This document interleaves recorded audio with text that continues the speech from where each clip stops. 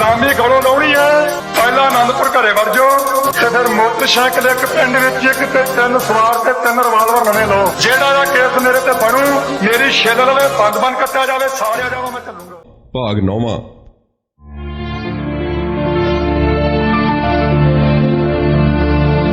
मरते मुजाहिद संत जरनैल सिंह जी खालसा पिंडरावाले। इतिहास दे उस खूनी वरके की जदों असीं गल करते हैं जून 1984 की, तो साडे सामने इक्को एक नाम उभर के आउंदा जिहड़ा सानू धुर अंदर तक झंझोड़ दिंदा। मरदे मुजाहिद संत जरनैल सिंह जी खालसा पिंडरावाले। इक्को एक नाम है साडे कोल, साडा हासिल उही है, इक्को एक हासिल है साडे कोल। असीं अकालियां दीयां जिहड़ियां लूमड़ चालां सन उन्हां ते गल कीती बीते दिनी। निचोड़ की निकलिया साडे कोल? साडे कोल इक्को एक गल जिहड़ी है साडे सामने आउंदी है, वो है कि श्री हरमंदर साहिब दे उत्ते भारती फौजां दा हमला जिहड़ा हैगा, जिन्नी कसूरवार उहदे लई कांग्रेस है, जिन्नी कसूरवार उहदे लई हिंदू जमात है, इंदिरा गांधी है, उन्ने कसूरवार तेजा सिंह पहाड़ा सिंह ते लाल सिंह जहेगदार ने।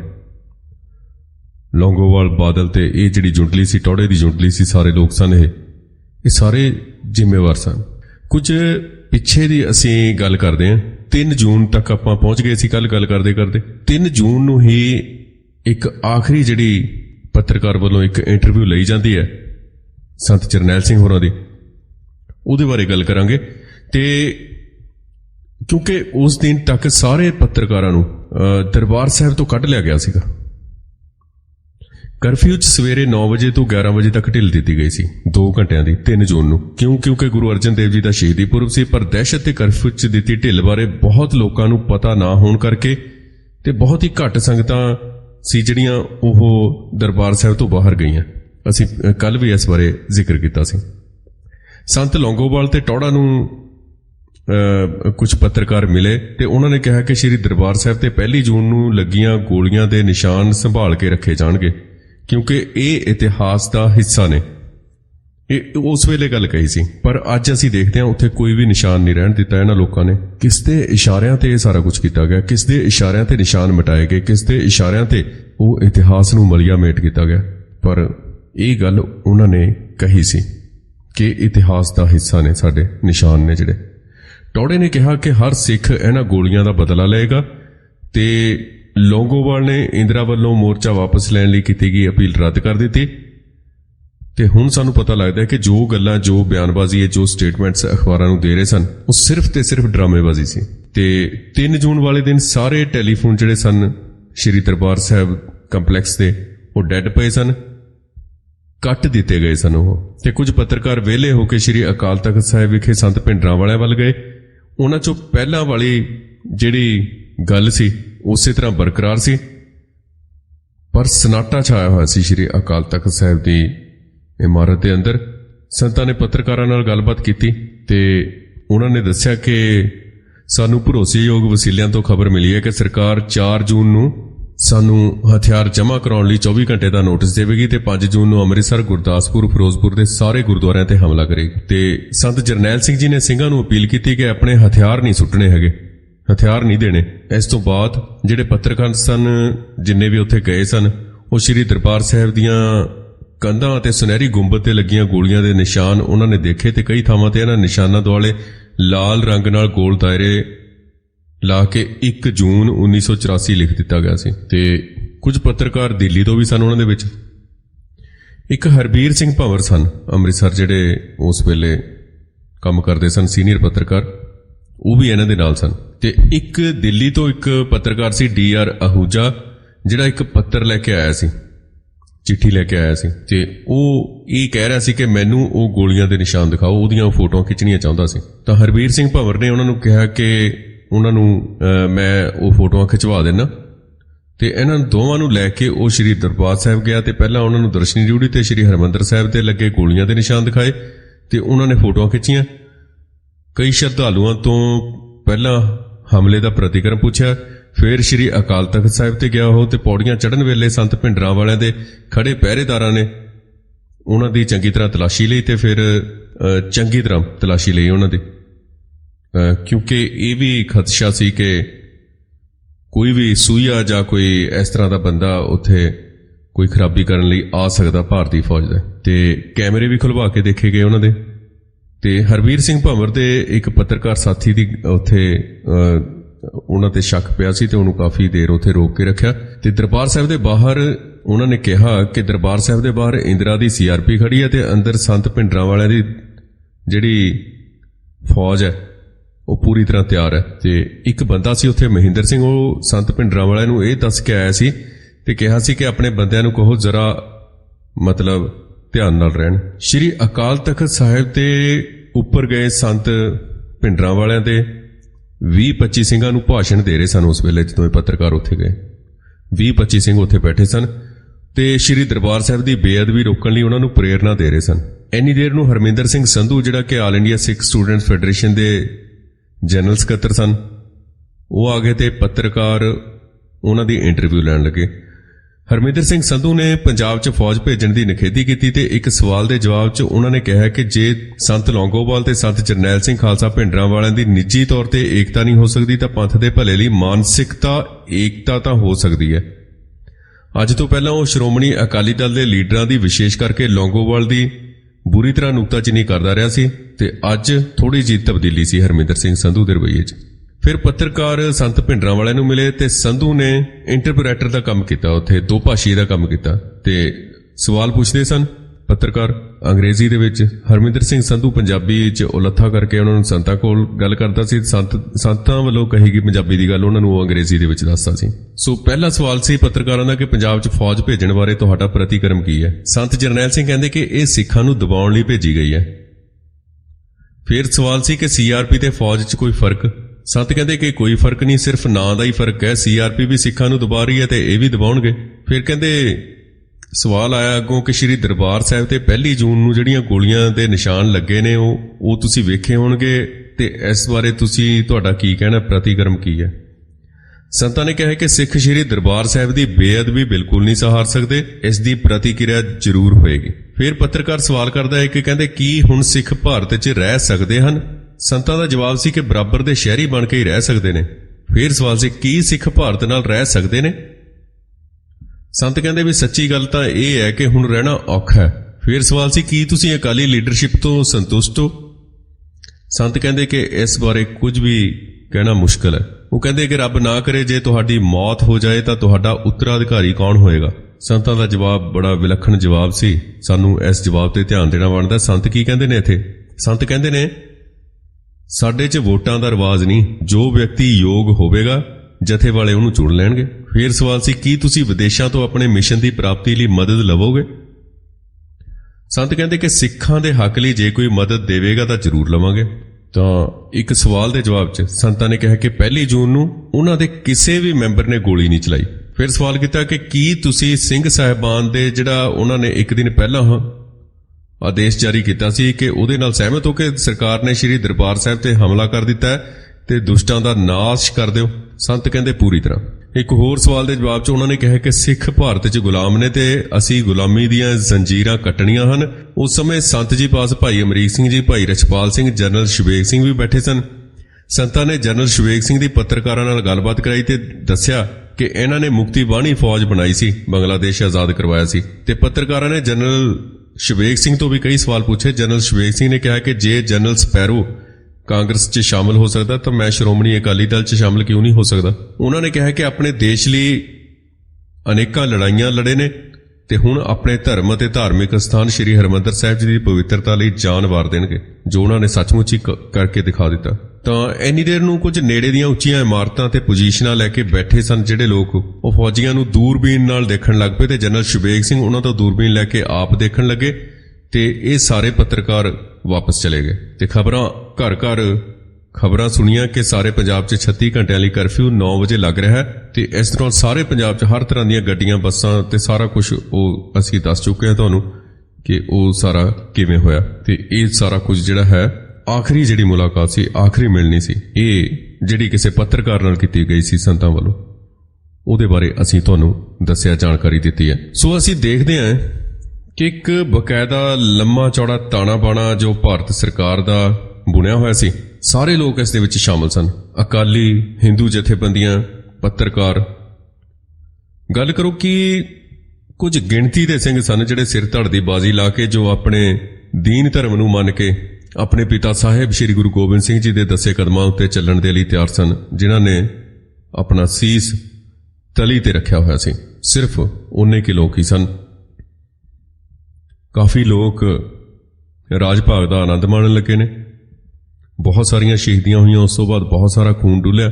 ਪਰ ਇਹਨਾਂ ਘਟਨਾਵਾਂ ਦਾ ਜਦੋਂ ਅਸੀਂ ਗੱਲ ਕਰਦੇ ਹਾਂ, ਉਹਨਾਂ ਦਾ ਜ਼ਿਕਰ ਕਰਨਾ ਜ਼ਰੂਰੀ ਬਣਦਾ, ਉਹਨਾਂ ਤੇ ਖੋਜ ਪੜਤਾਲ ਕਰਨੀ ਜ਼ਰੂਰੀ ਬਣਦੀ ਹੈ। ਇਹ ਖੋਜ ਪੜਤਾਲ ਸਾਡੀ ਉਦੋਂ ਤੱਕ ਜਾਰੀ ਰਹਿਣੀ ਚਾਹੀਦੀ ਹੈ ਜਦੋਂ ਤੱਕ ਸਾਡੇ ਸਾਹਾਂ 'ਚ ਸਾਹ ਨੇ, ਜਦੋਂ ਤੱਕ ਸਾਡੇ ਸਾਹਾਂ 'ਚ ਸਾਹ ਨੇ। ਸੋ ਇਸ ਤਰ੍ਹਾਂ ਅਸੀਂ ਜਦੋਂ ਵੀ ਇਸ ਸਭ ਤੋਂ ਵੱਡੇ ਘੱਲੂਘਾਰੇ ਦੀ ਗੱਲ ਕਰਦੇ ਹਾਂ ਤਾਂ ਸਾਡੇ ਸਾਹਮਣੇ ਕੁਝ ਗੱਲਾਂ ਆਉਂਦੀਆਂ ਨੇ। ਉਹ ਅਸੀਂ ਕੱਲ੍ਹ ਵੀ ਜ਼ਿਕਰ ਕੀਤਾ ਸੀ, ਵਾਰ-ਵਾਰ ਕਰਾਂਗੇ ਅਸੀਂ, ਕਿ ਅਸਲ ਦੋਸ਼ੀ ਕੌਣ ਨੇ। ਅਸਲ ਦੇ ਵਿੱਚ ਇਹ ਜਿਹੜਾ ਘੱਲੂਘਾਰਾ ਸੀ, ਸ਼੍ਰੀ ਹਰਿਮੰਦਰ ਸਾਹਿਬ ਦੇ ਉੱਤੇ ਹਮਲਾ ਸੀ, ਕਿਸ ਨੇ ਕਰਵਾਇਆ, ਕਿਸ ਨੇ ਕੀਤਾ, ਇਹਦੇ ਬਾਰੇ ਅਸੀਂ ਸਪਸ਼ਟ ਹਾਂ। ਸਾਡਾ ਦੁਸ਼ਮਣ ਕੌਣ ਹੈ, ਇਹਦੇ ਬਾਰੇ ਅਸੀਂ ਸਪਸ਼ਟ ਹਾਂ। ਪਰ ਜੋ ਗੱਲ ਅਸੀਂ ਦੀਵਾਰ ਦੇ ਓਹਲੇ ਹੋਈ ਹੈ, ਜੋ ਘਟਨਾਵਾਂ ਦੀਵਾਰ ਦੇ ਓਹਲੇ ਹੋਈਆਂ ਨੇ, ਉਹਨਾਂ ਦੇ ਬਾਰੇ ਅਸੀਂ ਬਿਲਕੁਲ ਵੀ ਨਹੀਂ ਜਾਣਦੇ। ਅਸੀਂ ਸਮੇਂ-ਸਮੇਂ ਦੇ ਉੱਤੇ ਇਹ ਸਾਰੀਆਂ ਗੱਲਾਂ ਕੀਤੀਆਂ ਨੇ। ਅਸੀਂ ਸਮੇਂ-ਸਮੇਂ ਦੇ ਉੱਤੇ ਆਪਣੇ ਵੱਖ-ਵੱਖ ਪ੍ਰੋਗਰਾਮਸ ਦੇ ਵਿੱਚ ਇਹ ਸਾਰਾ ਕੁਝ ਅਸੀਂ ਜ਼ਿਕਰ ਕਰਦੇ ਰਹਿੰਦੇ ਹਾਂ। ਰੂਹ ਕੰਬਦੀ ਹੈ ਸਾਡੀ ਜਦੋਂ ਅਸੀਂ ਮਹਾਨ ਕੁਰਬਾਨੀ ਦੇ ਪੁੰਜ ਤੇ ਉਹਨਾਂ ਦੀ ਗੱਲ ਕਰਦੇ ਹਾਂ। ਜਨਰਲ ਸ਼ੁਬੇਗ ਸਿੰਘ ਨੂੰ ਜਿਸ ਤਰੀਕੇ ਨਾਲ ਸੰਤਾਂ ਨੇ ਤਿਆਰ ਕੀਤਾ, ਜਿਸ ਤਰੀਕੇ ਨਾਲ ਅਗਵਾਈ ਸੌਂਪੀ ਜਥੇ ਦੀ, ਜਿਸ ਤਰੀਕੇ ਨਾਲ ਆਪਣੀ ਫੌਜ ਦੀ ਅਗਵਾਈ ਸੌਂਪੀ, ਇਹ ਆਪਣੇ ਆਪ ਦੇ ਵਿੱਚ ਕੋਈ ਛੋਟੀ ਗੱਲ ਨਹੀਂ ਹੈ। 5 ਜੂਨ ਦੀ ਅੱਧੀ ਰਾਤ ਦੇ ਵੇਲੇ ਸੰਤ ਜਰਨੈਲ ਸਿੰਘ ਹੋਰਾਂ ਤੇ ਭਾਈ ਅਮਰੀਕ ਸਿੰਘ ਨੂੰ ਭੌਰੇ 'ਚ ਗਿਆ, ਅਜੇ 5 ਮਿੰਟ ਹੀ ਨਹੀਂ ਹੋਏ ਸਨ।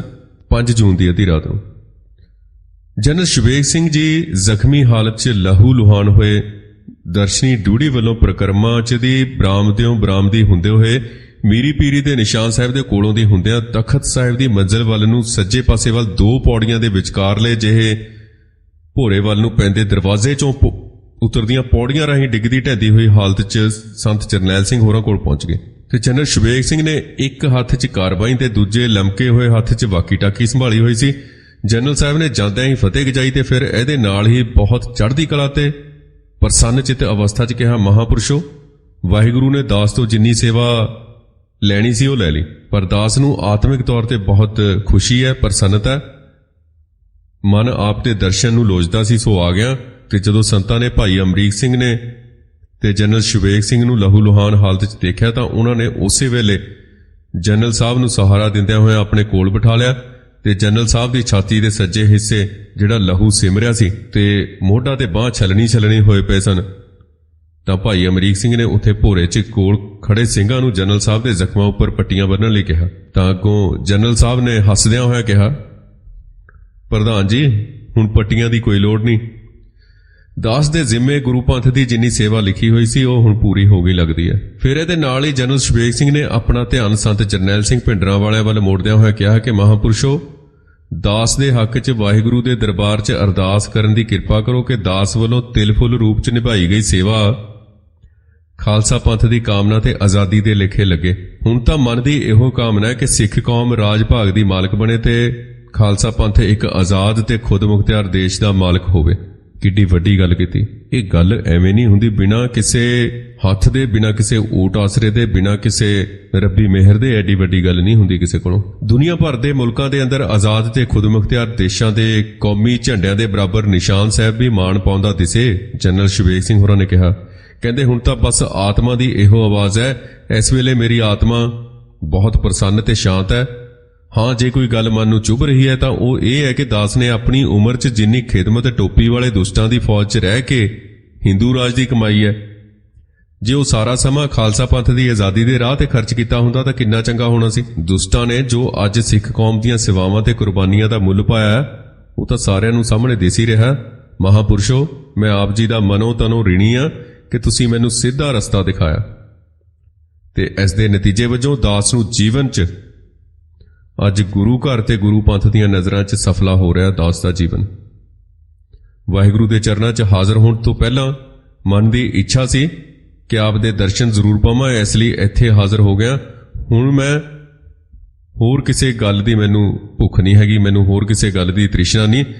ਸੰਤਾਂ ਨੇ ਜਨਰਲ ਸ਼ਬੇਗ ਸਿੰਘ ਦੀਆਂ ਗੱਲਾਂ ਉਸ ਮਾਹੌਲ 'ਚ ਬਹੁਤ ਪ੍ਰੇਮ ਭਾਵ ਨਾਲ ਸੁਣੀਆਂ ਤੇ ਫਿਰ ਬਾਅਦ 'ਚ ਕੁਝ ਪਲਾਂ ਲਈ ਅੰਤਰ ਧਿਆਨ ਹੋ ਕੇ ਬੜੀ ਮੱਧਮ ਜਿਹੀ ਸੁਰ 'ਚ ਗੁਰਬਾਣੀ ਦਾ ਕੋਈ ਸ਼ਬਦ ਪੜ੍ਹਿਆ ਤੇ ਫਿਰ ਆਪਣੇ ਪਾਸ ਖੜੇ ਸਿੰਘਾਂ ਨੂੰ ਜਨਰਲ ਸਾਹਿਬ ਨੂੰ ਇੱਕ ਪਾਸੇ ਜਿਹੇ ਕਰਕੇ ਆਰਾਮ ਨਾਲ ਲਿਟਾ ਦੇਣ ਲਈ ਕਿਹਾ। ਭਾਈ ਅਮਰੀਕ ਸਿੰਘ ਹੁਣ ਜਨਰਲ ਸਾਹਿਬ ਤੋਂ ਕੁਝ ਪੁੱਛ ਰਹੇ ਸਨ ਤੇ ਜਨਰਲ ਸਾਹਿਬ ਆਪਣੇ ਸੁਭਾਅ ਤੋਂ ਉਲਟ ਇਸ ਜ਼ਖਮੀ ਹਾਲਤ ਵਿੱਚ ਆਮ ਨਾਲੋਂ ਕੁਝ ਜ਼ਿਆਦਾ ਉੱਚੀ ਆਵਾਜ਼ ਤੇ ਭਾਰੇ ਬੋਲੇ ਤੋਂ ਇਸ ਭਾਰੀ ਆਵਾਜ਼ 'ਚ ਉੱਤਰ ਦੇ ਰਹੇ ਸਨ। ਕਹਿੰਦੇ, ਬਸ ਪ੍ਰਧਾਨ ਜੀ, ਮਨ ਖੁਸ਼ ਹੋ ਗਿਆ। ਸਿੰਘਾਂ ਨੇ ਦੁਸ਼ਟਾਂ ਨੂੰ ਭੁੰਨ ਕੇ ਸੁੱਟ ਦਿੱਤਾ। ਦਰਸ਼ਨੀ ਡਿਊਟੀ ਤੋਂ ਬਾਹਰ ਵੀ ਟੋਪੀ ਵਾਲਿਆਂ ਦੀਆਂ ਲਾਸ਼ਾਂ ਰੁਲ ਰਹੀਆਂ ਨੇ ਤੇ ਬੜੀ ਚੜ੍ਹਦੀ ਕਲਾ ਹੋਈ ਹੈ। ਹਜ਼ੂਰ ਸਾਹਿਬ ਦੇ ਜਥੇ ਦੇ ਸਿੰਘਾਂ ਤੇ ਪਰਿਕਰਮਾ ਦੇ ਆਲੇ ਦੁਆਲੇ ਮੋਰਚੇ ਟਿਕਾਣੇ ਮੱਲੀ ਬੈਠੇ ਸਿੰਘਾਂ ਨੇ ਕਮਾਲ ਕਰ ਦਿਖਾਈ ਹੈ। ਮੈਨੂੰ ਇਹ ਗੋਲੀਆਂ ਉਦੋਂ ਲੱਗੀਆਂ ਜਦੋਂ ਮੈਂ ਦਰਸ਼ਨੀ ਡਿਊਟੀ ਵਾਲੇ ਸਿੰਘਾਂ ਦੇ ਮੋਰਚਿਆਂ ਤੋਂ ਥੱਲੇ ਉਤਰ ਕੇ ਕੁਝ ਸਿੰਘਾਂ ਨਾਲ ਟੈਂਕਾਂ ਦੇ ਅੰਦਰ ਗ੍ਰਨੇਡ ਸੁੱਟਣ ਬਾਰੇ ਮਸ਼ਵਰਾ ਕਰ ਰਿਹਾ ਸੀ। ਮੇਰੇ ਹਿਸਾਬ ਨਾਲ ਟੈਂਕ ਪਰਿਕਰਮਾ 'ਚ 9 ਵਜੇ ਦੇ ਕਰੀਬ ਦਾਖਲ ਹੋਣੇ ਸ਼ੁਰੂ ਹੋਏ ਨੇ ਤੇ ਫੌਜੀ ਜਰਨੈਲ ਵੱਲੋਂ ਇਹ ਟੈਂਕ ਉਦੋਂ ਦਾਖਲ ਕਰਨ ਦਾ ਹੁਕਮ ਦਿੱਤਾ ਗਿਆ ਲੱਗਦਾ ਜਦੋਂ ਉਹਨਾਂ ਨੂੰ ਸਿੰਘਾਂ ਹੱਥੋਂ ਫੌਜ ਦੀ ਹੋਈ ਤਬਾਹੀ ਤੋਂ ਪਿੱਛੋਂ ਇਹ ਸਮਝ ਲਿਆ ਕਿ ਸਿੰਘਾਂ ਉੱਪਰ ਪੈਦਲ ਫੌਜ ਨਾਲ ਫਤਿਹ ਨਹੀਂ ਪਾਈ ਜਾ ਸਕਦੀ ਤੇ ਨਾ ਹੀ ਤੋਪਾਂ ਮਸ਼ੀਨ ਗੰਨਾਂ ਦੀ ਮਾਰ ਨਾਲ ਹੀ ਪਾਈ ਜਾ ਸਕਦੀ ਹੈ। ਵਾਹਿਗੁਰੂ ਨੇ ਬੜੀ ਚੜ੍ਹਦੀ ਕਲਾ ਕੀਤੀ ਹੈ। ਸੱਚੇ ਪਾਤਸ਼ਾਹ ਹੁਣ ਖਾਲਸਾ ਪੰਥ ਨੂੰ ਆਜ਼ਾਦੀ ਦੀ ਦਾਤ ਨਾਲ ਨਿਵਾਜਣ ਅਤੇ ਖਾਲਸਾ ਰਾਜ ਦੀ ਬਖਸ਼ਿਸ਼ ਕਰਨ। ਜੇ ਹੁਣ ਸਰਕਾਰ ਟੈਂਕਾਂ ਤੇ ਤੋਪਾਂ ਦੇ ਬਲਬੂਤੇ ਦਰਬਾਰ ਸਾਹਿਬ ਉੱਪਰ ਆਪਣਾ ਕਬਜ਼ਾ ਕਰ ਵੀ ਲਏਗੀ ਤਾਂ ਉਸ ਹਾਲਤ 'ਚ ਵੀ ਇਤਿਹਾਸ ਦੇ ਅੰਦਰ ਭਾਰਤੀ ਫੌਜ ਦੇ ਇਸ ਗਲਬੇ ਤੇ ਕਬਜ਼ੇ ਨੂੰ ਸਿੰਘਾਂ ਉੱਪਰ ਪਾਈ ਫਤਿਹ ਨਹੀਂ ਸਮਝਿਆ ਜਾਏਗਾ ਤੇ ਨਾ ਹੀ ਫਤਿਹ ਲਿਖਿਆ ਜਾਏਗਾ। ਇਤਿਹਾਸ ਅੰਦਰ ਤਾਂ ਫਤਿਹ ਦਾ ਸਿਹਰਾ ਸਿੰਘਾਂ ਨੂੰ ਹੀ ਹਾਸਲ ਹੋਵੇਗਾ ਤੇ ਸਿੰਘਾਂ ਦੀ ਇਸ ਫਤਿਹ ਉੱਪਰ ਸਿੱਖ ਕੌਮ ਨੂੰ ਸਦਾ ਹੀ ਗੌਰਵ ਰਹੇਗਾ, ਮਾਣ ਰਹੇਗਾ। ਦਰਬਾਰ ਸਾਹਿਬ ਉੱਪਰ ਹੋਏ ਇਸ ਫੌਜੀ ਹਮਲੇ ਦੇ ਸਬੰਧ 'ਚ ਮੇਰੀ ਇਹ ਭਵਿੱਖਬਾਣੀ ਹੈ। ਜਨਰਲ ਸਾਹਿਬ ਕਹਿੰਦੇ ਕਿ ਹਿੰਦੁਸਤਾਨ ਹੁਣ ਬਹੁਤੇ ਲੰਮੇ ਸਮੇਂ ਤੱਕ ਇਕੱਠਾ ਨਹੀਂ ਰਹੇਗਾ ਕਿਉਂਕਿ ਗੁਰੂ ਘਰ ਉੱਪਰ ਹਮਲਾ ਕਰਕੇ ਇਸ ਨੇ ਖਾਲਸਾ ਪੰਥ ਨਾਲ ਆਪਣਾ ਹਮੇਸ਼ਾ ਲਈ ਪੱਕਾ ਵੈਰ ਸਹੇੜ ਲਿਆ ਤੇ ਇਸ ਤਰ੍ਹਾਂ ਨਾਲ ਆਪਣੀਆਂ ਜੜ੍ਹਾਂ ਅਤੇ ਬੁਨਿਆਦਾਂ ਨੂੰ ਆਪਣੇ ਹੱਥੀਂ ਖੋਖਲੀਆਂ ਤੇ ਖਖੜੀਆਂ ਕਰਨ ਦਾ ਰਾਹ ਅਖਤਿਆਰ ਕਰ ਲਿਆ। ਵਾਹਿਗੁਰੂ ਜੀ ਹੁਣ ਸੱਚੇ ਪਾਤਸ਼ਾਹ ਦੀ ਕਿਰਪਾ ਕਰਕੇ ਸਿੱਖ ਕੌਮ ਦੇ ਅੰਦਰ ਆਪਸ 'ਚ ਪਿਆਰ, ਇਤਫਾਕ ਤੇ ਇਕੱਠ ਬਣਿਆ ਰਹੇ ਤੇ ਸਿੱਖ ਕੌਮ ਨੂੰ ਆਪਣੇ ਦੋਸਤਾਂ ਤੇ ਦੁਸ਼ਮਣਾਂ ਦੀ ਪਛਾਣ ਰਹੇ। ਵਾਹਿਗੁਰੂ ਖਾਲਸਾ ਪੰਥ ਅੰਦਰ ਪੰਥਕ ਗਦਾਰਾਂ ਨੂੰ ਸਮਝਣ, ਪਛਾਣਨ ਤੇ ਉਹਨਾਂ ਨੂੰ ਸੋਧਣ ਦੀ ਜਿਹੜੀ ਰੁਚੀ ਤੇ ਸੋਝੀ ਵੀ ਬਖਸ਼ੀ ਰੱਖੇ, ਫਿਰ ਸਭ ਕੁਝ ਠੀਕ ਠਾਕ ਹੈ। ਵਾਹਿਗੁਰੂ ਸੱਚੇ ਪਾਤਸ਼ਾਹ ਆਪਣੇ ਪੰਥ ਉੱਪਰ ਸਦਾ ਮਿਹਰ ਭਰਿਆ ਹੱਥ। ਇੰਨਾ ਕਹਿੰਦੇ ਹੋਏ ਜਨਰਲ ਸ਼ਬੇਗ ਸਿੰਘ ਜੀ ਸਦਾ ਲਈ ਚੁੱਪ ਹੋ ਗਏ ਤੇ ਕੌਮੀ ਸ਼ਹੀਦ ਦਾ ਦਰਜਾ ਪ੍ਰਾਪਤ ਕਰ ਗਏ। ਗੁਰੂ ਪਾਤਸ਼ਾਹ ਦੇ ਸਾਜੇ ਨਵਾਜੇ ਖਾਲਸਾ ਪੰਥ ਨੇ ਸੇਵਾ, ਸਿਮਰਨ, ਮਨੁੱਖੀ ਅਧਿਕਾਰਾਂ ਦੀ ਰੱਖਿਆ ਤੇ ਅਜ਼ੀਮ ਸ਼ਹਾਦਤਾਂ ਕਰਕੇ ਬਹੁਤ ਵਿਲੱਖਣ ਇਤਿਹਾਸ ਸਿਰਜਿਆ। ਖਾਲਸਾ ਪੰਥ ਦੇ ਲਹੂ ਨਾਲ ਭਿੱਜੇ ਹੋਏ ਇਤਿਹਾਸ 'ਚ ਝਾਤੀ ਮਾਰੀਏ ਤਾਂ ਬੱਚਿਆਂ, ਬੀਬੀਆਂ ਤੋਂ ਲੈ ਕੇ ਬਜ਼ੁਰਗਾਂ ਤੱਕ ਦਾ ਖੂਨ ਇਸ ਦੀਆਂ ਦਮਦਾਰ ਮਜ਼ਬੂਤ ਨੀਹਾਂ ਦਾ ਜਿਹੜਾ ਹੈ ਉਹ ਆਧਾਰ ਹੈ, ਬੁਨਿਆਦ ਹੈ ਉਹਦੀ। ਤੱਤੀ ਤਵੀ ਤੋਂ ਸ਼ੁਰੂ ਹੈ ਜ਼ਬਰ ਜ਼ੁਲਮ ਖਿਲਾਫ ਸਬਰ ਦਾ ਜਿਹੜਾ ਸਿਦਕ ਤੇ ਸ਼ਹਾਦਤਾਂ ਦਾ ਲੰਬਰਦਾਰੀ ਦਾ ਸਫ਼ਰ ਹੈ, ਬਾਦਸਤੂਰ ਅੱਜ ਵੀ ਜਾਰੀ ਹੈ। ਉਹ ਇਹਨਾਂ ਲਾਸਾਨੀ ਸ਼ਹਾਦਤਾਂ ਤੱਕ ਜੇ ਆਪਾਂ ਇੱਕ ਸਰਸਰੀ ਜਿਹੀ ਝਾਤੀ ਮਾਰੀਏ ਤਾਂ ਸਾਡੀਆਂ ਜਿਹੜੀਆਂ ਅੱਖਾਂ ਨੇ ਉਹ ਇੱਕ ਵਾਰੀ ਤਾਂ ਗਿੱਲੀਆਂ ਹੋ ਜਾਂਦੀਆਂ ਨੇ। ਜੇ ਕੌਮੀ ਇਤਿਹਾਸ 'ਚ ਛੋਟੀ ਉਮਰ ਦੇ ਸ਼ਹੀਦਾਂ ਦਾ ਜ਼ਿਕਰ ਕਰੀਏ ਤਾਂ ਦੁਨੀਆ ਦੀ ਕਿਸੇ ਕੌਮ ਦੇ ਇਤਿਹਾਸ ਦੇ ਵਿੱਚ ਇਹ ਖਜ਼ਾਨਾ ਮੌਜੂਦ ਨਹੀਂ ਹੈ। ਗੁਰੂ ਦਸਮ ਪਾਤਸ਼ਾਹ ਦੇ ਛੋਟੇ ਫਰਜ਼ੰਦ ਨੀਹਾਂ 'ਚ ਚਿਣਨ ਤੋਂ ਬਾਅਦ ਜਲਾਦ ਜਿਹੜਾ ਸ਼ਾਸਲ ਬੇਗ ਤੇ ਸ਼ਾਸਲ ਬੇਗ ਵੱਲੋਂ ਜ਼ਿਬਾ ਕਰਕੇ ਸ਼ਹੀਦ ਕੀਤੇ ਜਾਂਦੇ ਨੇ, ਪਰ ਦੋਹਾਂ ਲਾਲਾਂ ਦੀ ਜਿਹੜੀ ਦੋਹਾਂ ਬੱਚਿਆਂ ਦੀ ਮਿਠੜੀ ਆਵਾਜ਼ ਬ੍ਰਹਿਮੰਡ 'ਚ ਅੱਜ ਵੀ ਗੂੰਜਦੀ ਹੈ। ਛੋਟੀਆਂ ਜਿੰਦਾਂ ਨੀਹਾਂ 'ਚ ਅਲੋਪ ਹੋ ਕੇ ਇਸ ਫਾਨੀ ਸੰਸਾਰ ਨੂੰ ਭਾਵੇਂ ਸਰੀਰਕ ਪੱਖ ਤੋਂ ਸਦੀਵੀ ਤੌਰ ਤੇ ਅਲਵਿਦਾ ਕਹਿ ਗਈਆਂ ਨੇ, ਪਰ ਕਦੇ ਨਾ ਮੇਟਿਆ ਜਾਣ ਵਾਲਾ ਸੱਚ ਬਣ ਗਈਆਂ ਨੇ। ਸ਼ਾਇਦ ਇਹਨਾਂ ਅਜ਼ੀਮ ਸ਼ਹਾਦਤਾਂ ਦਾ ਰੂਹਾਨੀ ਅਸਰ ਸੀ ਕਿ ਹਰ ਸਦੀ 'ਚ ਹੋਏ ਕਿਸੇ ਵੀ ਕੌਮੀ ਸੰਘਰਸ਼ ਦੇ ਦੌਰਾਨ ਛੋਟੀ ਉਮਰ ਦੇ ਸ਼ਹੀਦਾਂ ਦੇ ਸਿਰ ਵੀ ਕੌਮੀ ਮਾਹੌਲ ਦੀ ਉਸਾਰੀ ਦੇ ਵਿੱਚ, ਕੌਮੀ ਇਮਾਰਤਾਂ ਦੀ ਉਸਾਰੀ ਦੇ ਵਿੱਚ ਲੱਗੇ ਨੇ, ਚਿਣੇ ਗਏ ਨੇ। ਇਹ ਪਰੰਪਰਾ ਦਾ ਮਹਾਨ ਸੰਕਲਪ ਸੀ ਜਿਹਨੇ ਦਿੱਲੀ ਕੋਤਵਾਲੀ 'ਚੋਂ 1716 ਨੂੰ ਆਪਣੇ ਛੋਟੇ ਬੱਚੇ ਨੂੰ ਬਚਾਉਣ ਆਈ ਇੱਕ ਮਾਂ ਦੇ ਸਾਹਮਣੇ ਪੁੱਤਰ ਨੂੰ ਲਲਕਾਰ ਕੇ ਕਹਿਣ ਲਈ ਮਜਬੂਰ ਕਰ ਦਿੱਤਾ, ਮੈਂ ਸਿੱਖ ਹਾਂ। ਮੇਰੀ ਮਾਂ ਝੂਠ ਬੋਲਦੀ ਹੈ ਕਿ ਮੈਂ ਸਿੱਖ ਨਹੀਂ, ਮੈਂ ਸਿੱਖ ਹਾਂ, ਮੈਨੂੰ ਜਲਦੀ ਸ਼ਹੀਦ ਕੀਤਾ ਜਾਵੇ। ਤਾਂ ਇਦਾਂ ਦੀਆਂ ਘਟਨਾਵਾਂ ਹੋਈਆਂ ਨੇ।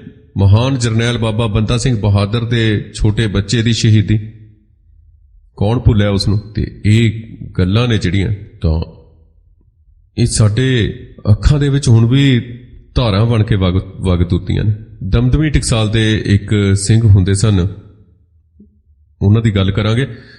ਤਾਂ ਇਸ ਸਿੱਖ ਸ਼ਹੀਦ ਪਰੰਪਰਾ ਦਾ ਵਾਰਿਸ ਛੋਟੇ ਸ਼ਹੀਦਾਂ ਦਾ ਇੱਕ ਕਾਫਲਾ ਵੀ ਇਤਿਹਾਸਕ ਵਹਿਣ ਦੇ ਨਾਲ ਵਹਿੰਦਾ ਸਾਡੇ ਇਤਿਹਾਸ 'ਚ। ਸ਼੍ਰੀ ਹਰਿਮੰਦਰ ਸਾਹਿਬ ਤੇ ਹਮਲੇ ਦੇ ਦੌਰਾਨ ਵੀ ਬਹੁਤ ਸਾਰੇ ਛੋਟੇ ਬੱਚੇ ਫੌਜ ਵੱਲੋਂ ਪਰਿਕਰਮਾ ਤੇ ਹਰਿਮੰਦਰ ਸਾਹਿਬ ਦੇ ਜਿਹੜਾ ਕੰਪਲੈਕਸ 'ਚ ਗੋਲੀਆਂ ਮਾਰ ਕੇ ਸ਼ਹੀਦ ਕੀਤੇ ਗਏ।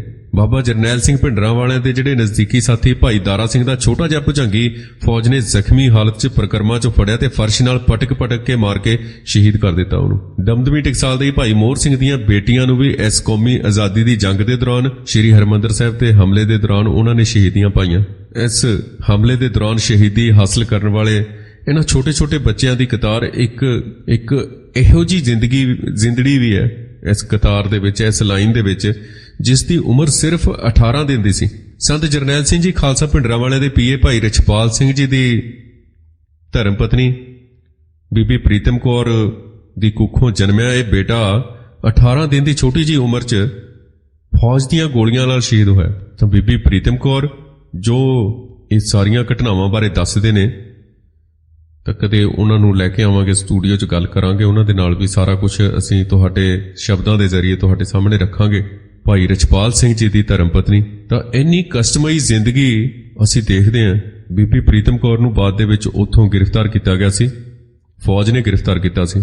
3 ਭਰਾ ਨੇ, ਉਹਨਾਂ ਦੇ ਸਕੇ ਭਰਾ ਜਿਹੜੇ ਪੁਲਿਸ ਨੇ ਘਰੋਂ ਗ੍ਰਿਫਤਾਰ ਕਰਕੇ ਉਹਨਾਂ ਦਾ ਅਤਾ ਪਤਾ ਨਹੀਂ ਦਿੱਤਾ ਅਜੇ ਤੱਕ, ਸ਼ਹੀਦ ਕਰ ਦਿੱਤੇ। ਤੇ ਸ਼ਾਇਦ ਉਹਨਾਂ ਨੂੰ ਅਣਪਛਾਤੀਆਂ ਲਾਸ਼ਾਂ ਕਰਾਰ ਦੇ ਕੇ ਕਿਧਰੇ ਗਾਇਬ ਕਰ ਦਿੱਤਾ ਗਿਆ, ਸ਼ਹੀਦ ਕਰ ਦਿੱਤਾ ਗਿਆ। ਤੇ ਇਸ ਤਰੀਕੇ ਨਾਲ ਇਹ ਸਾਰਾ ਕੁਝ ਵਾਪਰਿਆ। ਦੁੱਖ ਕਿਸ ਤਰੀਕੇ ਨਾਲ ਜਰਦੀ ਹੈ ਕੌਮ। ਤੇ ਬੀਬੀ ਪ੍ਰੀਤਮ ਕੌਰ ਖੁਦ ਦੱਸਦੇ ਨੇ ਕਿ ਜਿਹੜਾ ਦਰਬਾਰ ਸਾਹਿਬ ਦੇ ਉੱਤੇ ਹਮਲਾ ਸੀ, ਸ਼ੁਰੂ 'ਚ ਕਹਿੰਦੇ ਕਿ ਅਸੀਂ ਅਕਾਲ ਤਖਤ ਸਾਹਿਬ ਦੇ ਪਿੱਛੇ ਬਣੀ ਹੋਈ ਇੱਕ ਬਿਲਡਿੰਗ ਦੇ ਕਮਰੇ 'ਚ ਰਹਿ ਰਹੇ ਸੀ, ਜਿਹੜੀ ਪਰਿਕਰਮਾ 'ਚ ਕੜਾਹ ਪ੍ਰਸ਼ਾਦ ਵਾਲੇ ਕਾਊਂਟਰ ਦੇ ਬਿਲਕੁਲ ਉੱਪਰ ਸੀ। ਤੇ ਇਸ ਕਮਰੇ ਦੇ ਹੇਠਾਂ ਹੀ ਗਿੱਲੇ ਕੱਪੜੇ ਤੇ ਗੱਠੜੀਆਂ ਜਮ੍ਹਾਂ ਕਰਾਉਣ ਵਾਲਾ ਕਾਊਂਟਰ ਸੀ।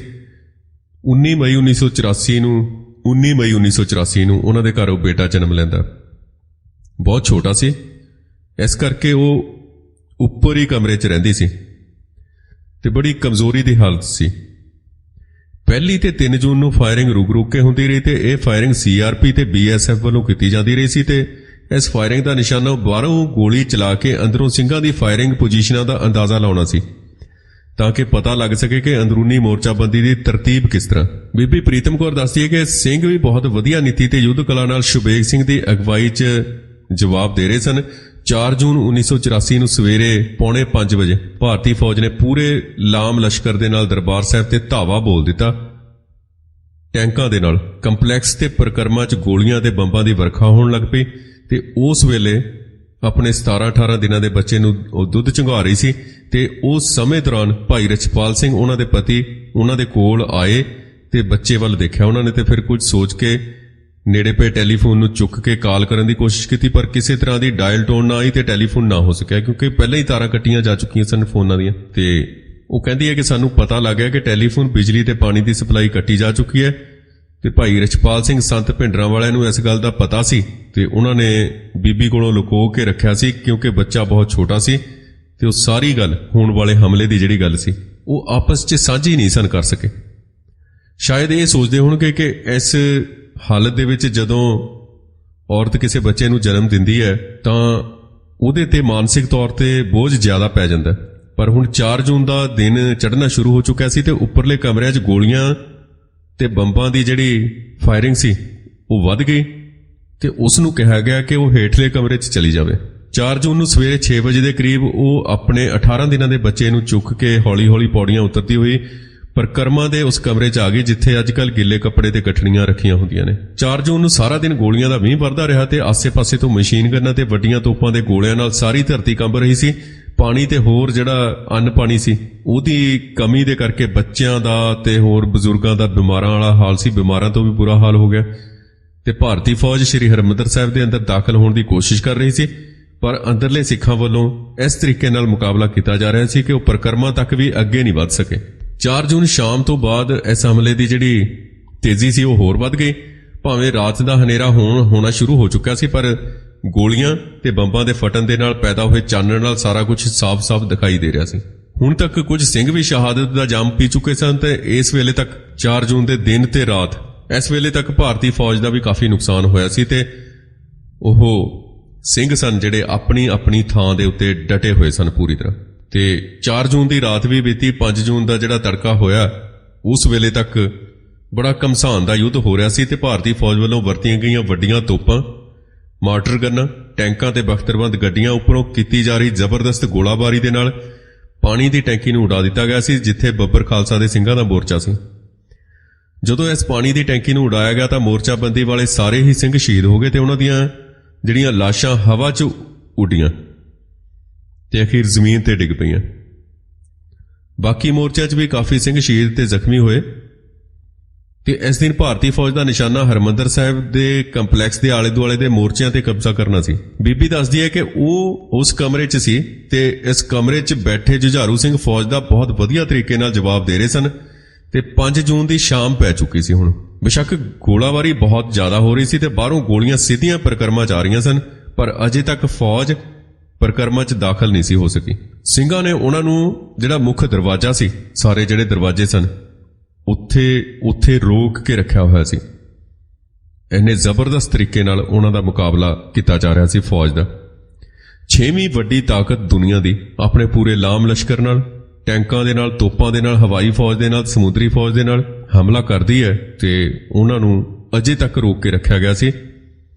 ਤੇ 5 ਜੂਨ ਦੀ ਸਵੇਰੇ 9:30 ਵਜੇ ਜਿਹੜੇ ਬੀਬੀ ਪ੍ਰੀਤਮ ਕੌਰ ਦੇ ਪਤੀ ਨੇ ਭਾਈ ਰਛਪਾਲ ਸਿੰਘ, ਉਹ ਸੰਤ ਜਰਨੈਲ ਸਿੰਘ ਕੋਲ ਗਏ ਤੇ ਯੁੱਧ ਨੀਤੀ ਬਾਰੇ ਕੁਝ ਵਿਚਾਰਾਂ ਕੀਤੀਆਂ ਤੇ ਭਾਈ ਰਛਪਾਲ ਸਿੰਘ ਨੇ ਸੰਤ ਜਰਨੈਲ ਸਿੰਘ ਨੂੰ ਪੁੱਛਿਆ ਕਿ ਹੁਣ ਅਗਲੀ ਰੂਪਰੇਖਾ ਕੀ ਹੈ। ਸੰਤ ਕਹਿੰਦੇ ਕਿ ਮੋਰਚਿਆਂ ਤੇ ਡਟੇ ਰਹੋ, ਇਹੋ ਹੀ ਆਖਰੀ ਰੂਪਰੇਖਾ, ਆਖਰੀ ਪ੍ਰੋਗਰਾਮ ਇਹੋ ਹੈ ਤੇ ਆਖਰੀ ਦਮ ਤੱਕ ਦੁਸ਼ਮਣ ਦੇ ਖਿਲਾਫ ਲੜਦੇ ਰਹੋ ਤੇ ਲੜਦੇ ਰਹਾਂਗੇ।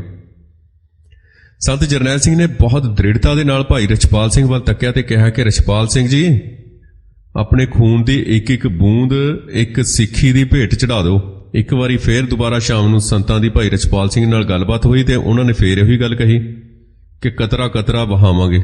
5 ਜੂਨ ਸ਼ਾਮ ਨੂੰ 8:30 ਵਜੇ ਦੇ ਕਰੀਬ ਲੰਗਰ ਵਾਲੇ ਪਾਸਿਓਂ ਪੌੜੀਆਂ ਨੂੰ ਤੋੜ ਕੇ ਟੈਂਕ ਹਰਿਮੰਦਰ ਸਾਹਿਬ ਦੀ ਪਰਿਕਰਮਾ 'ਚ ਦਾਖਲ ਹੋਏ। ਇਹਨਾਂ ਟੈਂਕਾਂ ਦੇ ਪਿੱਛੇ ਪੈਦਲ ਫੌਜ ਦੇ ਸਿਪਾਹੀ ਸਨ। ਸਿੰਘਾਂ ਨੇ ਕਾਫੀ ਸਮਾਂ ਇਹਨਾਂ ਟੈਂਕਾਂ ਨੂੰ ਤੇ ਇਹਨਾਂ ਫੌਜੀਆਂ ਨੂੰ ਅੱਗੇ ਦਾਖਲ ਹੋਣ ਤੋਂ ਰੋਕੀ ਰੱਖਿਆ। ਇਸ ਵੇਲੇ ਤੱਕ ਬਹੁਤ ਘਮਸਾਨ ਦਾ ਯੁੱਧ ਹੋਇਆ। ਇਹ ਸਿਖਰ ਸੀ ਲੜਾਈ ਦਾ। ਜਦੋਂ ਟੈਂਕ ਦਾਖਲ ਹੋ ਚੁੱਕੇ ਸਨ ਪਰਿਕਰਮਾ 'ਚ, ਟੈਂਕ ਦਾਖਲ ਹੋਣ ਤੋਂ ਬਾਅਦ ਇਹਨਾਂ ਨੂੰ ਰੋਕੀ ਰੱਖਣਾ ਕਈ ਘੰਟੇ ਤੱਕ, ਇਹ ਆਪਣੇ ਆਪ ਦੇ ਵਿੱਚ ਵੱਡੀ ਗੱਲ ਸੀ। ਠੀਕ ਐਸੇ ਵੇਲੇ ਹੋਰ ਫੌਜ ਨੇ, ਭਾਰੀ ਫੌਜ ਦਾ ਇੱਕ ਟੈਂਕ ਬਾਬਾ ਦੀਪ ਸਿੰਘ ਜੀ ਦੇ ਸ਼ਹੀਦੀ ਸਥਾਨ ਦੇ ਨੇੜੇ ਫਸ ਗਿਆ ਤੇ ਰੁਕ ਗਿਆ ਤੇ ਇਸ ਵੇਲੇ ਦੌਰਾਨ ਇੰਡੀਅਨ ਫੌਜ ਨੇ ਤੇਜਾ ਸਿੰਘ ਸਮੁੰਦਰੀ ਹਾਲ ਤੇ ਸਰਾਵਾਂ ਦੇ ਕਮਰਿਆਂ ਤੇ ਕਬਜ਼ਾ ਕਰ ਲਿਆ, ਜਿੱਥੇ ਉਹਨਾਂ ਨੇ ਸ਼ਰਧਾਲੂਆਂ ਦਾ ਕਤਲੇਆਮ ਸ਼ੁਰੂ ਕਰ ਦਿੱਤਾ ਤੇ ਬੇਗੁਨਾਹ ਬੀਬੀਆਂ ਦੇ ਨਾਲ ਬਲਾਤਕਾਰ ਕੀਤੇ।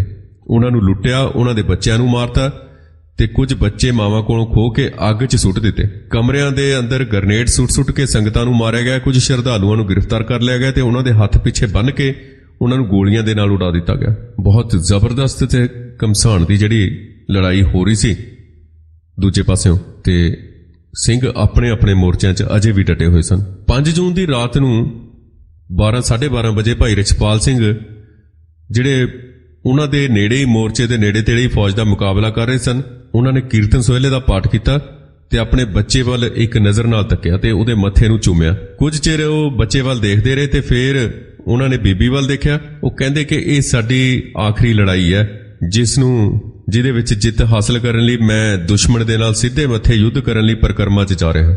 ਅਜੇ ਉਹ ਇੰਨਾ ਕਹਿ ਹੀ ਰਹੇ ਸਨ ਕਿ ਇੱਕ ਗੋਲੀ ਬਾਹਰੋਂ ਆਈ ਤੇ ਉਹਨਾਂ ਦੇ 18 ਦਿਨਾਂ ਦੇ ਬੱਚੇ ਦੇ ਸਿਰ 'ਚੋਂ ਪਾਰ ਨਿਕਲ ਗਏ ਤੇ ਉਹਨਾਂ ਦਾ ਬੱਚਾ ਉਸੇ ਵੇਲੇ ਉਹਨਾਂ ਦੀ ਗੋਦ 'ਚ ਦੁੱਧ ਚੁੰਘ ਰਿਹਾ ਸੀ ਜਦੋਂ ਇਹ ਗੋਲੀ ਉਹਦੇ ਸਿਰ ਨੂੰ ਆਰ-ਪਾਰ ਕਰ ਗਈ ਤੇ ਉਹਦੇ ਸਿਰ 'ਚੋਂ ਗੋਲੀ ਆਰ-ਪਾਰ ਹੋ ਕੇ ਉਹ ਗੋਲੀ ਬੀਬੀ ਪ੍ਰੀਤਮ ਕੌਰ ਦੀ ਛਾਤੀ 'ਚੋਂ ਲੰਘ ਗਈ।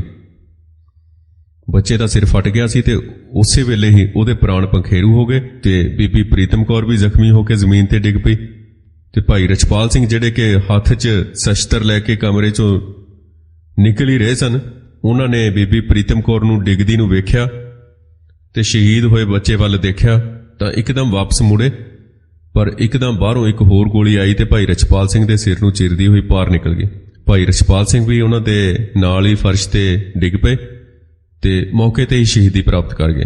ਬੀਬੀ ਪ੍ਰੀਤਮ ਕੌਰ ਦੇ ਸਾਹਮਣੇ ਪਤੀ ਦੀ ਲਾਸ਼ ਪਈ ਸੀ ਤੇ ਗੋਦੀ ਵਿੱਚ 18 ਦਿਨਾਂ ਦੇ ਪੁੱਤਰ ਦੀ ਲਾਸ਼ ਤੇ ਕੁਝ ਸਿੰਘ ਆਏ ਫਿਰ ਉੱਥੇ, ਉਹਨਾਂ ਨੇ ਬੀਬੀ ਪ੍ਰੀਤਮ ਕੌਰ ਨੂੰ ਧੂ ਕੇ ਗੋਲੀਆਂ ਦੀ ਮਾਰ ਤੋਂ ਇੱਕ ਪਾਸੇ ਕੀਤਾ ਤੇ ਉਹਨਾਂ ਦੇ ਪੁੱਤਰ ਦੀ ਲਾਸ਼ ਨੂੰ, ਛੋਟੇ ਬੱਚੇ ਦੀ ਲਾਸ਼ ਨੂੰ ਤੇ ਉਹਨਾਂ ਦੇ ਪਤੀ ਦੀ ਲਾਸ਼ ਦੇ ਉੱਪਰ ਲਟਾ ਦਿੱਤਾ। ਉਹਨਾਂ ਸਿੰਘਾਂ ਚੋਂ ਇੱਕ ਸਿੰਘ ਕਮਰੇ ਚੋਂ ਬਾਹਰ ਨਿਕਲ ਕੇ ਪਾਣੀ ਲੈਣ ਗਿਆ ਤੇ ਉਹ ਬੀਬੀ ਪ੍ਰੀਤਮ ਕੌਰ ਦੀਆਂ ਅੱਖਾਂ ਦੇ ਸਾਹਮਣੇ ਹੀ ਫੌਜ ਦੀ ਗੋਲੀ ਦਾ ਸ਼ਿਕਾਰ ਹੋ ਗਿਆ।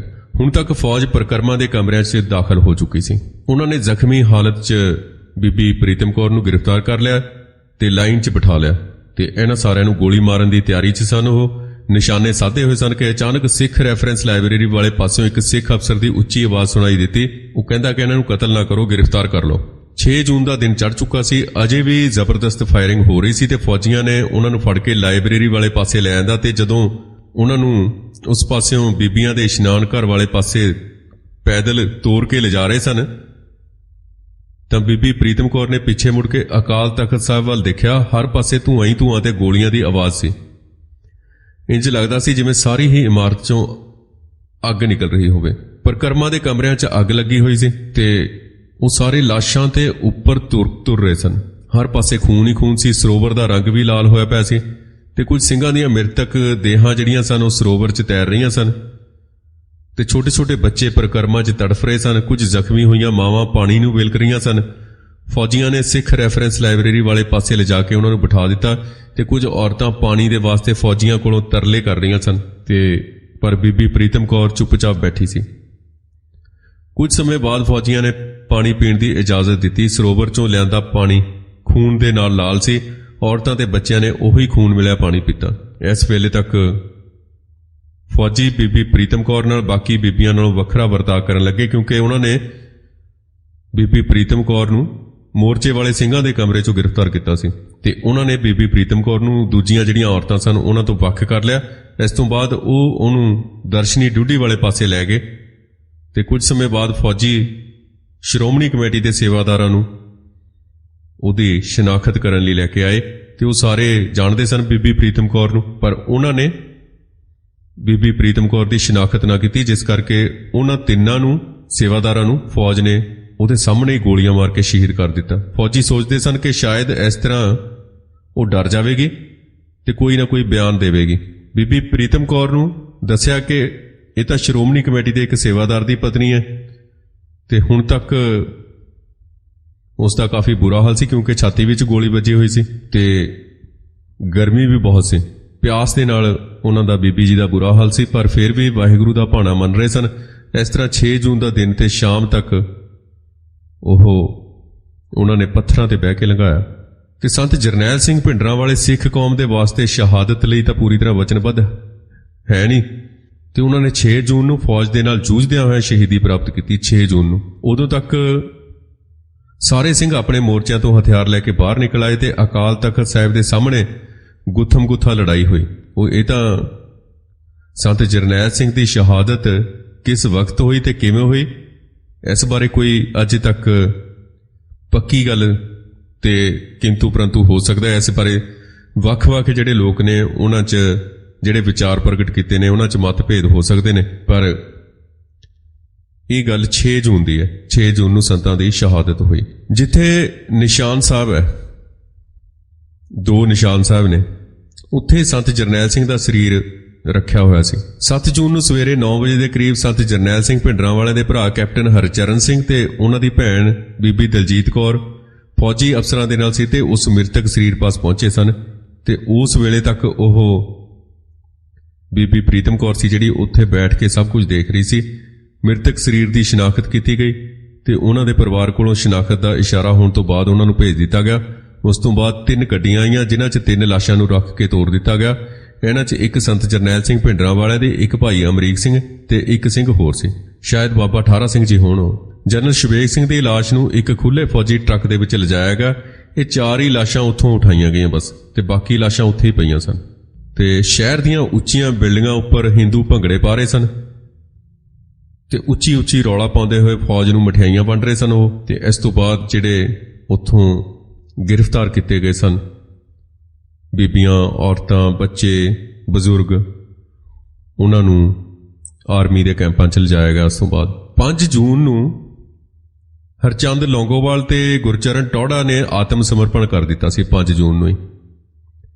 ਪਰ ਅਜੇ ਵੀ ਜਿਹੜਾ ਸੀ ਫੌਜ ਦਾ ਜਿਹੜਾ ਇੱਕ ਅਫਸਰ ਹੈ, ਉਹ ਕਹਿੰਦਾ ਕਿ ਉਹਨਾਂ ਦਾ ਮੁੱਖ ਨਿਸ਼ਾਨਾ ਸੀ ਜਿਹੜਾ ਉਹ ਸੰਤ ਭਿੰਡਰਾਂਵਾਲੇ ਸੀ। ਇਹ ਫੌਜੀ ਅਫਸਰ ਨੇ ਇੱਕ ਨੇ ਕਿਹਾ, ਉਹ ਕਹਿੰਦਾ ਕਿ ਜਿਵੇਂ ਹੀ ਸੂਰਜ ਛਿਪਿਆ 5 ਜੂਨ ਦਾ, ਤੇ ਕਮਾਂਡੋ ਦਸਤੇ ਸਨ ਜਿਹੜੇ ਫੌਜ ਦੇ, ਉਹਨਾਂ ਨੇ ਆਪਣਾ ਐਕਸ਼ਨ ਕਰਨ ਦੀਆਂ ਤਿਆਰੀਆਂ ਕਰ ਲਈਆਂ। ਤੇ ਅੱਧੀ ਰਾਤ ਤੋਂ ਬਾਅਦ 30 ਕੁ ਫੌਜੀ ਜਵਾਨ ਇਸ ਉਮੀਦ ਨਾਲ ਅੱਗੇ ਵਧੇ ਕਿ ਉਹ ਅਕਾਲ ਤਖਤ ਸਾਹਿਬ ਦੇ ਨੇੜੇ ਚਲੇ ਜਾਣਗੇ, ਪਰ ਉਹਨਾਂ ਦਾ ਸਿੰਘਾਂ ਵੱਲੋਂ ਗੋਲੀਆਂ ਦੀ ਬੁਛਾੜ ਦੇ ਨਾਲ ਸਵਾਗਤ ਕੀਤਾ ਗਿਆ। ਇਸ ਗੋਲੀਆਂ ਦੀ ਬੁਛਾੜ ਦੇ ਨਾਲ ਉਹ 30 ਦੇ 30 ਜਵਾਨ ਮਾਰੇ ਗਏ ਤੇ 30 ਜਵਾਨ ਹੋਰ ਭੇਜੇ ਫਿਰ ਉਹਨਾਂ ਨੇ, ਪਰ ਉਹਨਾਂ ਦਾ ਵੀ ਇਹੋ ਹੀ ਅਸਰ ਹੋਇਆ। ਬੰਦੂਕਾਂ ਦੀਆਂ ਗੋਲੀਆਂ ਦੀਆਂ ਗੂੰਜਾਂ ਤੇ ਪ੍ਰਕਰਮਾਂ 'ਚ ਪਏ ਜ਼ਖਮੀ ਤੇ ਲਾਚਾਰ ਫੌਜੀਆਂ ਦੀ ਕੁਰਲਾਹਟ ਨੇ ਰਾਤ ਦਾ ਸਨਾਟਾ ਭੰਗ ਕਰ ਦਿੱਤਾ ਸੀ। 3 ਫੌਜੀ ਜਿਨ੍ਹਾਂ ਨੂੰ ਸਿੰਘਾਂ ਨੇ ਫੜ ਲਿਆ ਸੀ, ਉਹਨਾਂ ਨੂੰ ਜ਼ਖਮੀ ਹਾਲਤ 'ਚ ਉਹਨਾਂ ਨੇ ਪ੍ਰਕਰਮਾਂ 'ਚ ਸੁੱਟ ਦਿੱਤਾ। ਤੇ ਉਹ ਕਹਿੰਦਾ ਜਦੋਂ ਜ਼ਖਮੀ ਸੁੱਟਿਆ ਸੀ ਉਹਨਾਂ ਨੂੰ ਪ੍ਰਕਰਮਾਂ 'ਚ, ਅਸੀਂ ਉਹਨਾਂ ਦੀ ਮਦਦ ਲਈ ਪ੍ਰਕਰਮਾਂ 'ਚ ਨਹੀਂ ਸਾਂ ਜਾ ਸਕਦੇ। ਉਹ ਫੌਜੀ ਅਫਸਰ ਕਹਿੰਦਾ, ਕਿਉਂਕਿ ਕਹਿੰਦਾ ਅਸੀਂ ਅੱਗੇ ਵਧ ਹੀ ਨਹੀਂ ਸੀ ਸਕਦੇ। ਬਿਲਕੁਲ ਐਸੇ ਵੇਲੇ ਜਨਰਲ ਰਣਜੀਤ ਦਿਆਲ ਨੂੰ ਬਹੁਤ ਗੁੱਸਾ ਆਇਆ ਤੇ ਉਸਨੇ ਹੁਕਮ ਦਿੱਤਾ ਕਿ ਟੈਂਕਾਂ ਨੂੰ ਅੰਦਰ ਲਿਆਂਦਾ ਜਾਵੇ। ਟੈਂਕਾਂ ਦੇ ਹਰਕਤ 'ਚ ਆਉਣ ਤੋਂ ਬਾਅਦ ਹੀ ਅਸੀਂ ਸਿੰਘਾਂ ਤੇ ਜਿਹੜੇ ਕਿ ਗਿਣਤੀ 'ਚ ਸਿਰਫ 7 ਸਨ, ਉਹਨਾਂ ਤੇ ਕਾਬੂ ਪਾ ਸਕੇ। ਉਸ ਵਾਲੇ ਪਾਸੇ ਦੀ ਗੱਲ ਕਰਦੇ ਨੇ ਉਹ। ਤੇ ਉਹਨਾਂ ਸਿੰਘਾਂ ਵੱਲੋਂ ਜ਼ਬਰਦਸਤ ਫਾਇਰਿੰਗ ਹੋ ਰਹੀ ਸੀ ਤੇ ਉਹ ਫੌਜੀ ਅਫਸਰ ਕਹਿੰਦਾ ਕਿ ਸਾਨੂੰ ਹਨੇਰੇ 'ਚ ਬਗੈਰ ਕੋਈ ਨਿਸ਼ਾਨਾ ਸਾਧੇ ਗੋਲੀਆਂ ਚਲਾਉਣੀਆਂ ਪੈ ਰਹੀਆਂ ਸਨ। ਜਿਹੜਾ ਵੀ ਭੱਜਿਆ ਜਾਂਦਾ ਦੇਖਦੇ ਅਸੀਂ ਉਸ ਤੇ ਗੋਲੀਆਂ ਚਲਾ ਦਿੰਦੇ। ਇਸ ਤਰ੍ਹਾਂ ਬਹੁਤ ਆਦਮੀ ਤੇ ਔਰਤਾਂ ਮਾਰੇ ਗਏ ਤੇ ਅਸੀਂ ਹਨੇਰੇ 'ਚ ਆਪਣੇ ਹੀ ਫੌਜੀ ਜਵਾਨਾਂ ਤੇ ਵੀ ਗੋਲੀਆਂ ਚਲਾਉਂਦੇ ਰਹੇ। ਤੇ ਇਸ ਤਰ੍ਹਾਂ ਦੀ ਉਹਨੇ ਗੱਲ ਦੱਸੀ ਹੈ। ਤਕਰੀਬਨ ਕਹਿੰਦਾ ਵੀ 50 ਦੇ ਕਰੀਬ ਫੌਜੀ ਜਵਾਨ ਸਨ ਜਿਹੜੇ ਉਹ ਸਾਡੀਆਂ ਹੀ ਗੋਲੀਆਂ ਨਾਲ ਮਾਰੇ ਗਏ। ਸਾਡੇ ਹੀ ਫੌਜੀ ਜਵਾਨ ਸਾਡੀਆਂ ਹੀ ਗੋਲੀਆਂ ਨਾਲ ਮਾਰੇ ਗਏ। ਤੇ ਜਦੋਂ ਅਸੀਂ ਸਿੰਘਾਂ ਦੇ ਮੋਰਚਿਆਂ 'ਚੋਂ ਗੋਲੀਆਂ ਚਲਾਉਣੀਆਂ ਬੰਦ ਕਰਾਉਣ 'ਚ ਕਾਮਯਾਬ ਹੋ ਗਏ ਤਾਂ ਗੋਲੀਆਂ ਦੀ ਭਾਰੀ ਬੁਛਾੜ ਆ ਰਹੀ ਸੀ ਉਦੋਂ ਵੀ। ਤੇ ਕਹਿੰਦਾ ਕੁਝ ਸਮੇਂ ਲਈ ਸਾਨੂੰ ਇਹ ਵੀ ਪਤਾ ਨਾ ਲੱਗਾ ਕਿ ਗੋਲੀਆਂ ਦੀ ਬੁਛਾੜ ਆ ਕਿੱਥੋਂ ਰਹੀ ਹੈ। ਫਿਰ ਸਾਡੇ ਇੱਕ ਜਵਾਨ ਨੇ ਇੱਕ ਔਰਤ ਨੂੰ ਇੱਕ ਇਮਾਰਤ ਦੀ ਛੱਤ ਤੇ ਲੰਮੀ ਪਈ ਦੇਖਿਆ ਜਿਸ ਦੇ ਹੱਥ 'ਚ LMG ਸੀ। ਉਹ ਉਸ ਵੱਲ ਅੱਗੇ ਵਧਿਆ ਤੇ ਉਹਦੀ ਪਿੱਠ 'ਚ ਸੰਗੀਨ ਛੱਡ ਦਿੱਤੀ। ਉਹ ਕਹਿੰਦਾ ਕਿ ਸਾਨੂੰ ਗੋਲੀ ਚਲਾਉਣ ਦਾ ਹੁਕਮ ਸੀ, ਨਾ ਕਿ ਮਾਰਨ ਦਾ, ਪਰ ਗੁੱਸੇ 'ਚ ਆਏ ਜਵਾਨ ਜਿਸ ਦੇ ਬਹੁਤ ਸਾਰੇ ਸਾਥੀ ਮਾਰੇ ਗਏ ਸਨ, ਉਹਨੇ ਵਾਰ-ਵਾਰ ਸੰਗੀਨ ਉਸ ਦੇ ਸਰੀਰ 'ਚ ਗੱਡ-ਗੱਡ ਕੇ ਉਸ ਨੂੰ ਸ਼ਹੀਦ ਕੀਤਾ। 6 ਜੂਨ ਦੀ ਸਵੇਰ ਨੂੰ ਦਰਬਾਰ ਸਾਹਿਬ ਕੰਪਲੈਕਸ 'ਚ ਇੱਕ ਕਬਰਸਤਾਨ ਵਾਂਗ ਲੱਗ ਰਿਹਾ ਸੀ। ਸਾਰੇ ਪਾਸੇ ਲਾਸ਼ਾਂ ਹੀ ਲਾਸ਼ਾਂ ਸਨ, ਹਰੀਆਂ ਵਰਦੀਆਂ 'ਚ ਤੇ ਸ਼ਰਧਾਲੂਆਂ ਦੀਆਂ। 4 ਚੁਫੇਰੇ ਇਮਾਰਤਾਂ, ਪ੍ਰਕਰਮਾਂ ਤੇ ਸਰੋਵਰ 'ਚ ਲਾਸ਼ਾਂ ਹੀ ਲਾਸ਼ਾਂ ਖਿਲ ਰਹੀਆਂ ਪਈਆਂ ਸਨ। ਸੂਰਜ ਚਮਕ ਰਿਹਾ ਸੀ, ਗਰਮੀ ਅੰਤਾਂ ਦੀ ਸੀ ਤੇ ਲਾਸ਼ਾਂ 'ਚੋਂ ਬਦਬੂ ਆਉਣੀ ਸ਼ੁਰੂ ਹੋ ਚੁੱਕੀ ਸੀ। ਫੌਜੀਆਂ ਦੀਆਂ ਲਾਸ਼ਾਂ ਦੀ ਸ਼ਨਾਖਤ ਕੀਤੀ ਗਈ ਤੇ ਉਹਨਾਂ ਦੀਆਂ ਲਾਸ਼ਾਂ ਰੈਜੀਮੈਂਟਾਂ ਨੂੰ ਸੌਂਪ ਦਿੱਤੀਆਂ ਗਈਆਂ। ਉਹਨਾਂ ਦੀਆਂ ਉੱਥੇ ਭੇਜ ਦਿੱਤੀਆਂ ਗਈਆਂ। ਤੇ ਉਹ ਕਹਿੰਦਾ ਕਿ 3 ਫੌਜੀ ਸਿਪਾਹੀਆਂ ਦੀਆਂ ਲਾਸ਼ਾਂ ਉਹਨੇ ਆਪਣੇ ਮੋਢੇ ਤੇ ਢੋਈਆਂ। ਹਰੇਕ ਰੈਜੀਮੈਂਟ ਨੇ ਆਪੋ ਆਪਣੇ ਜਵਾਨਾਂ ਦਾ ਸੰਸਕਾਰ ਕੀਤਾ। ਉਹ ਕਹਿੰਦਾ ਉਹ ਆਪ ਮੰਨਦਾ ਕਿ 1500 ਦੇ ਕਰੀਬ ਫੌਜੀ ਜਵਾਨਾਂ ਦੀਆਂ ਲਾਸ਼ਾਂ ਨੂੰ ਉੱਥੋਂ ਚੁੱਕਿਆ ਗਿਆ। ਤੇ ਇਸ ਤਰ੍ਹਾਂ ਉਹ ਮੰਨਦਾ ਕਿ ਕੋਈ 3000 ਦੇ ਕਰੀਬ ਸਿਵਲੀਅਨ ਵੀ ਉੱਥੇ ਮਾਰੇ ਗਏ ਤੇ ਜਿਨ੍ਹਾਂ ਨੂੰ ਟਰਾਲੀਆਂ 'ਚ ਲੱਦ ਕੇ ਲਿਜਾਇਆ ਗਿਆ। ਉਹਨਾਂ 'ਚੋਂ ਕਹਿੰਦਾ ਬਹੁਤਿਆਂ ਨੂੰ ਦਰਿਆਵਾਂ 'ਚ ਰੋੜ ਦਿੱਤਾ ਗਿਆ। ਤੇ ਇਸ ਤਰੀਕੇ ਨਾਲ ਇਹ ਸਾਰਾ ਕੁਝ ਇੱਕ ਫੌਜੀ ਅਫਸਰ ਨੇ ਬਿਆਨ ਕੀਤਾ। ਇੱਕ ਡਾਕਟਰ ਸਨ, ਡਾਕਟਰ ਉਹਨਾਂ ਨੇ ਵੀ ਆਪਣਾ ਇੱਕ ਤਜਰਬਾ ਸਾਂਝਾ ਕੀਤਾ। ਉਹਨਾਂ ਦੀ ਦੁਕਾਨ ਦਰਬਾਰ ਸਾਹਿਬ ਦੇ ਬਿਲਕੁਲ ਨੇੜੇ ਸੀ ਤੇ ਉਹ CRPF ਤੇ ਹੋਰ ਸਾਰਿਆਂ ਨੂੰ, ਜਿਨ੍ਹਾਂ 'ਚ CRP ਦੇ ਜਵਾਨ, ਫੌਜ ਦੇ ਜਵਾਨ, ਸਿੰਘ, ਸੰਤ ਭਿੰਡਰਾਂਵਾਲਿਆਂ ਦੇ ਜਥੇ ਦੇ ਸਿੰਘ, ਸਾਰਿਆਂ ਨੂੰ ਦਵਾਈ ਦਿੰਦਾ ਸੀ ਡਾਕਟਰ। ਇਸ ਕਰਕੇ ਸਾਰੇ ਉਹਨੂੰ ਜਾਣਦੇ ਸਨ ਚੰਗੀ ਤਰ੍ਹਾਂ। ਤੇ ਜਦੋਂ 1 ਜੂਨ ਨੂੰ CRPF ਨੇ ਗੋਲੀ ਚਲਾਈ ਤਾਂ ਉਹ ਆਪਣੀਆਂ ਦੋਹਾਂ ਜੇਬਾਂ 'ਚ ਦਵਾਈਆਂ ਭਰ ਕੇ ਤੇ ਪਟਕਾ ਬੰਨ੍ਹ ਕੇ ਸ਼ਾਮ ਨੂੰ ਆਪਣੀ ਧਰਮ ਪਤਨੀ ਦੇ ਨਾਲ ਸ਼੍ਰੀ ਦਰਬਾਰ ਸਾਹਿਬ ਕੰਪਲੈਕਸ 'ਚ ਆ ਗਿਆ ਸੀ। ਉਹ ਕਹਿੰਦਾ ਕਿ ਬਚਪਨ ਤੋਂ ਕਥਾ ਸੁਣਨ ਦਾ ਬਹੁਤ ਸ਼ੌਕ ਸੀ ਤੇ ਬਾਬਾ ਬੁੱਧ ਸਿੰਘ, ਭਾਈ ਵਰਿਆਮ ਸਿੰਘ, ਸੰਤ ਗੁਰਬਚਨ ਸਿੰਘ ਜੀ ਖਾਲਸਾ, ਸੰਤ ਕਰਤਾਰ ਸਿੰਘ ਜੀ ਖਾਲਸਾ ਭਿੰਡਰਾਂਵਾਲੇ, ਉਹ ਸਾਰਿਆਂ ਦੀ ਕਥਾ ਮੰਜੀ ਸਾਹਿਬ ਦੀਵਾਨ ਹਾਲ 'ਚ ਸੁਣਦਾ ਹੁੰਦਾ ਸੀ। ਤੇ ਜਦੋਂ ਤੋਂ ਸੰਤ ਜਰਨੈਲ ਸਿੰਘ ਜੀ ਹੋਰੀ ਸ਼੍ਰੀ ਦਰਬਾਰ ਸਾਹਿਬ ਆ ਗਏ ਤਾਂ ਉਹ ਰੋਜ਼ ਉਹਨਾਂ ਦੀ ਕਥਾ ਤੇ ਲੈਕਚਰ ਸੁਣਨ ਜਾਂਦਾ ਸੀ, ਜੇ ਕੋਈ ਸਿੰਘ ਬਿਮਾਰ ਹੋ ਜਾਂਦਾ ਤਾਂ ਵੀ ਉਸ ਨੂੰ ਸੱਦ ਲਿਆ ਜਾਂਦਾ ਸੀ। 2 ਜੂਨ ਨੂੰ ਅੰਦਰੋਂ ਸੁਨੇਹਾ ਆਇਆ ਸੀ ਦਰਬਾਰ ਸਾਹਿਬ ਚੋਂ ਕਿ ਜਲਦੀ ਆਓ, ਤੇ ਉਹ ਡਾਕਟਰ ਦਵਾਈਆਂ ਲੈ ਕੇ ਗਿਆ ਤਾਂ ਰਸਤੇ 'ਚ ਹੀ ਇੱਕ ਸਿੰਘ ਨੇ ਫਤਿਹ ਬੁਲਾ ਕੇ ਅੰਦਰ ਆਉਣ ਲਈ ਕਿਹਾ। ਉਹ ਸਿੰਘ ਦੇ ਨਾਲ ਤੁਰਦਿਆਂ ਉਹ ਕੁਝ ਦਵਾਈਆਂ ਸਰਾਂ ਦੇ ਇੱਕ ਕਮਰੇ 'ਚ ਰੱਖ ਦਿੱਤੀਆਂ ਉਸਨੇ, ਤੇ ਬਾਕੀ ਦਵਾਈਆਂ ਉਹ 2 ਨਿਸ਼ਾਨ ਸਾਹਿਬ ਨੇ ਜਿਹੜੇ ਅਕਾਲ ਤਖਤ ਸਾਹਿਬ ਦੇ ਨਾਲ ਲੱਗੇ, ਉਹਨਾਂ ਦੇ ਨੇੜੇ ਗੁਰਦੁਆਰਾ ਥੜਾ ਸਾਹਿਬ ਵਾਲੇ ਪਾਸੇ ਛਬੀਲ ਤੇ ਰੱਖ ਦਿੱਤੀਆਂ ਉਹਨੇ। ਤੇ ਥੋੜਾ ਅੱਗੇ ਗਿਆ ਤਾਂ 2 ਨਿਸ਼ਾਨ ਸਾਹਿਬ ਦੇ ਨੇੜੇ ਹੀ ਭਾਈ ਅਮਰੀਕ ਸਿੰਘ ਮਿਲ ਗਏ ਉਹਨਾਂ ਨੂੰ, ਤੇ ਉਹ ਕਹਿਣ ਲੱਗੇ, ਡਾਕਟਰ ਸਾਹਿਬ ਤੁਸੀਂ ਇੱਕ ਜ਼ਰੂਰੀ ਸੇਵਾ ਲਾਉਣੀ ਹੈ ਤੁਹਾਡੀ। ਤਾਂ ਡਾਕਟਰ ਨੇ ਕਿਹਾ ਜੀ ਹੁਕਮ ਕਰੋ। ਉਹ ਕਹਿੰਦੇ, ਉਹ ਭਾਈ ਅਮਰੀਕ ਸਿੰਘ ਕਹਿਣ ਲੱਗੇ ਕਿ ਮੇਰੇ ਨਾਲ ਆਓ, ਤੇ ਉਹ ਡਾਕਟਰ ਸਾਹਿਬ ਨੂੰ ਲੈ ਕੇ ਸ੍ਰੀ ਅਕਾਲ ਤਖਤ ਸਾਹਿਬ ਦੇ ਸਾਹਮਣੇ ਆ ਗਏ, ਜਿੱਥੇ ਅੱਜ ਕੱਲ ਇੱਕ ਸ਼ੀਸ਼ਾ ਲੱਗਿਆ ਹੋਇਆ, ਤੇ ਉੱਥੇ ਪਹਿਲਾਂ ਕਿਸੇ ਐਸੇ ਤਰ੍ਹਾਂ ਦਾ ਇੱਕ ਕਮਰਾ ਹੁੰਦਾ ਸੀ ਜਿਹਦਾ ਦਰਵਾਜ਼ਾ ਤਖਤ ਦੇ ਸੱਜੇ ਪਾਸੇ ਦੀ ਉੱਪਰ ਜਿਹੜੀ ਕੰਧ ਹੈ ਨਿਸ਼ਾਨ ਬਣਾ ਕੇ ਉਹ ਹੁੰਦਾ ਸੀ ਕਮਰਾ। ਤੇ ਉੱਥੇ ਭਾਈ ਅਮਰੀਕ ਸਿੰਘ ਕਹਿਣ ਲੱਗ ਪਏ ਉਹਨਾਂ ਨੂੰ, ਇੱਥੇ ਕਹਿੰਦੇ ਵੀ ਛੇਕ ਕਰ ਦਿਓ, ਸੁਰਾਖ ਕਰ ਦਿਓ। ਤੇ ਜਦੋਂ ਤੁਰਨ ਲੱਗੇ ਤਾਂ ਉਹਨਾਂ ਨੇ ਕਿਹਾ, ਭਾਈ ਸਾਹਿਬ ਅੱਗੇ ਫਤਿਹ ਕਰੀ ਜਾਂਦੇ ਹੋ ਤੇ ਪਿੱਛਾ ਛੱਡੀ ਜਾਂਦੇ ਹੋ, ਕੀ ਬਣੇਗਾ? ਤੇ ਭਾਈ ਅਮਰੀਕ ਸਿੰਘ ਹੋਰਾਂ ਨੇ ਜਵਾਬ ਦਿੱਤਾ ਕਿ ਮਹਾਰਾਜ ਦਾ ਹੁਕਮ, ਅਸੀਂ ਅਰਦਾਸੇ ਸੋਧ ਦਿੱਤੇ ਨੇ, ਮਹਾਰਾਜ ਦਾ ਹੁਕਮ ਹੈ, ਹੁਣ ਪਿੱਛੇ ਤੁਸੀਂ ਸੰਭੋ ਤੇ ਅੱਗੇ ਅਸੀਂ ਆਪਣੀ ਕਾਰਵਾਈ ਕਰ ਚੱਲੇ। ਤਾਂ ਡਾਕਟਰ ਨੇ ਇੱਕ ਛੋਟੀ ਛੈਣੀ ਲੈ ਕੇ ਨਿਸ਼ਾਨ ਦੇ ਜਿਹੜਾ ਨਿਸ਼ਾਨ ਲਾਇਆ ਸੀ ਉਹਦੇ ਮੁਤਾਬਕ ਉੱਥੇ ਛੇਕ ਕਰਨ ਲੱਗ ਪਏ। ਫਾਇਰਿੰਗ ਕਾਫੀ ਚੱਲ ਰਹੀ ਸੀ ਤੇ ਡਾਕਟਰ ਲਗਭਗ ਤਕਰੀਬਨ ਲੰਮੇ ਪੈ ਕੇ ਉਹ ਛੈਣੀ ਦੇ ਨਾਲ ਉੱਥੋਂ ਸੁਰਾਖ ਕਰਨ ਲੱਗ ਪਿਆ। ਇੱਕ ਚੁਗਾਵੇਂ ਦਾ ਸਿੰਘ ਸੀ, ਡਾਕਟਰ ਦੱਸਦੇ ਨੇ, ਕਹਿੰਦੇ ਉਹ ਪਤਾ ਨਹੀਂ ਕਿੱਥੋਂ ਇੱਕ ਵੱਡੀ ਛੈਣੀ ਫੜ ਕੇ ਲਿਆਇਆ ਤੇ ਗੋਲੀਆਂ ਜ਼ਿਆਦਾ ਚੱਲਣ ਕਰਕੇ ਉਹ ਕਮਰੇ ਦੇ ਅੰਦਰੋਂ ਦੀ ਜਾ ਕੇ ਛੇਕ ਕਰਨ ਲੱਗ ਪਏ, ਤੇ 1 ਫੁੱਟ ਲੰਮਾ ਤੇ ਲਗਭਗ ਤਕਰੀਬਨ 4 ਇੰਚ ਚੌੜਾ ਛੇਕ ਕਰ ਦਿੱਤਾ। ਤੇ ਇੱਟਾਂ ਦੀ ਜਿਹੜੀ ਲਾਲੀ ਦੂਰੋਂ ਨਜ਼ਰ ਆਵੇ ਇਸ ਲਈ ਉਸ ਸੁਰਾਖ ਦੇ ਅੰਦਰ ਉਹਨਾਂ ਨੇ ਉੱਥੇ ਪਿਆ ਚਿੱਟਾ ਪਲਸਤਰ ਸੀ ਉਹਦਾ ਪੋਚਾ ਹੱਥ ਨਾਲ ਹੀ ਫੇਰ ਦਿੱਤਾ, ਤੇ ਮੀਂਹ ਦੇ ਪਾਣੀ ਤੋਂ ਗੋਲਕ ਨੂੰ ਬਚਾਉਣ ਲਈ ਉੱਥੇ ਰੱਖੀ ਇੱਕ ਟੀਨ ਨਾਲ ਉਹਨੂੰ ਜਿਹੜਾ ਸੁਰਾਖ ਸੀ ਉਹਨੂੰ ਢੱਕ ਦਿੱਤਾ। ਤੇ ਬਚਪਨ ਤੋਂ ਹੀ ਉਹ ਡਾਕਟਰ ਕਹਿੰਦਾ ਕਿ ਮੈਂ ਦੌੜਨ 'ਚ ਕਾਫੀ ਫੁਰਤੀਲਾ ਸੀ, ਬਹੁਤ ਤੇਜ਼ ਦੌੜਦਾ ਸੀ, ਤੇ ਸੁਣਿਆ ਸੀ ਕਿ ਜਦੋਂ ਗੋਲੀ ਚੱਲੇ ਤਾਂ ਤੇਜ਼ ਦੌੜਨਾ ਚਾਹੀਦਾ। ਤੇ ਉਹ ਦੌੜ ਕੇ 2 ਨਿਸ਼ਾਨ ਸਾਹਿਬ ਦੇ ਨੇੜੇ ਆ ਗਿਆ, ਤੇ ਨਿਸ਼ਾਨ ਸਾਹਿਬਾਂ ਦੇ ਪਿੱਛੇ ਉੱਪਰ ਬੁੰਗੇ 'ਚ ਇੱਕ ਬੀਬੀ ਨੂੰ ਗੋਲੀ ਲੱਗੀ ਹੋਈ ਸੀ। ਤਾਂ ਉੱਥੇ ਜਾ ਕੇ ਡਾਕਟਰ ਨੇ ਉਹਦੀ ਮੱਲਮ ਪੱਟੀ ਕੀਤੀ, ਤੇ ਜਦੋਂ ਥੱਲੇ ਉਤਰਿਆ ਤਾਂ ਵੇਖਿਆ ਕਿ ਸ੍ਰੀ ਅਕਾਲ ਤਖਤ ਸਾਹਿਬ ਦੇ ਨਾਲ ਵਾਲੀ ਇਮਾਰਤ ਜਿੱਥੇ ਸੰਤਾਂ ਦੀ ਰਿਹਾਇਸ਼ ਸੀ ਉਸ ਨੂੰ ਨਿਸ਼ਾਨਾ ਬਣਾ ਕੇ ਗੋਲਾ ਮਾਰਿਆ ਗਿਆ, ਜਿਹੜਾ ਬਾਜ਼ਾਰ ਮੁਨਿਆਰੀਆਂ 'ਚ ਜਾ ਕੇ ਡਿੱਗਾ, ਬੰਬ ਸੁੱਟਿਆ ਗਿਆ ਉੱਥੇ ਫਟਾ। ਇੱਥੇ ਡਾਕਟਰ ਨੂੰ ਖੜੇ ਨੂੰ ਪਤਾ ਲੱਗਾ ਕਿ ਬਾਬਾ ਬੁੱਢਾ ਜੀ ਦੇ ਬੇਰ ਉੱਪਰ ਮੋਰਚੇ 'ਚ ਇੱਕ ਬੀਬੀ ਹੈ, ਉਸ ਨੂੰ ਗਿੱਟੇ 'ਚ ਗੋਲੀ ਲੱਗੀ ਹੈ। ਤੇ ਡਾਕਟਰ ਕਦੀ ਦੌੜਦਾ ਤੇ ਕਦੀ ਰੁਕਦਾ, ਪਰਿਕਰਮਾ ਦੇ ਥੰਮਾਂ ਦੀ ਓਟ ਲੈਂਦੇ ਬਾਬਾ ਬੁੱਢਾ ਜੀ ਦੇ ਬੇਰ ਕੋਲ ਪਹੁੰਚ ਗਿਆ, ਤੇ ਉੱਥੇ ਉੱਪਰ ਚੜ੍ਹਨ ਲਈ ਲੱਕੜ ਦੀ ਪੌੜੀ ਲਾਈ ਹੋਈ ਸੀ, ਤੇ ਉਹ ਲੱਕੜ ਦੀ ਪੌੜੀ ਰਾਹੀਂ ਉੱਪਰ ਚੜ੍ਹਿਆ, ਤੇ ਉਸ ਬਜ਼ੁਰਗ ਬੀਬੀ ਨੂੰ ਉਹਨੇ ਪੱਟੀ ਕੀਤੀ ਡਾਕਟਰ ਨੇ। ਤੇ ਸਿੰਘਾਂ ਕੋਲ ਮੋਰਚੇ 'ਚ ਜਿਹੜੇ ਖਾਣ ਲਈ ਛੋਲੇ ਪਏ ਸਨ ਉਹ ਗਰਮੀ 'ਚ ਬਿਲਕੁਲ ਖਰਾਬ ਹੋਏ ਪਏ ਸਨ, ਤੇ ਪੀਣ ਵਾਲਾ ਪਾਣੀ ਵੀ ਉਬਾਲੇ ਮਾਰ ਰਿਹਾ ਸੀ, ਪਰ ਇਸ ਦੇ ਬਾਵਜੂਦ ਸਿੰਘ ਚੜ੍ਹਦੀ ਕਲਾ 'ਚ ਸਨ ਤੇ ਚਿਹਰਿਆਂ ਉੱਪਰ ਲਾਲੀਆਂ ਭਖ ਰਹੀਆਂ ਸਨ ਉਹਨਾਂ ਦੇ, ਡਾਕਟਰ ਦੱਸਦਾ।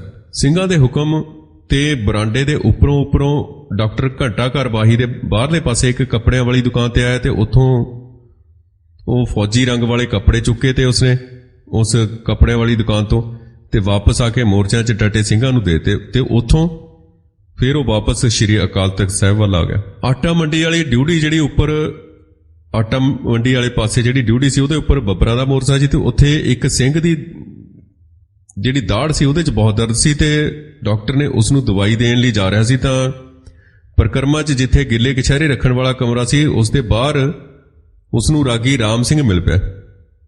ਉਹ ਹੌਲੀ-ਹੌਲੀ ਜਾ ਰਹੇ ਸਨ ਤੇ ਫਾਇਰਿੰਗ ਬਹੁਤ ਤੇਜ਼ ਸੀ ਉਦੋਂ ਤੱਕ।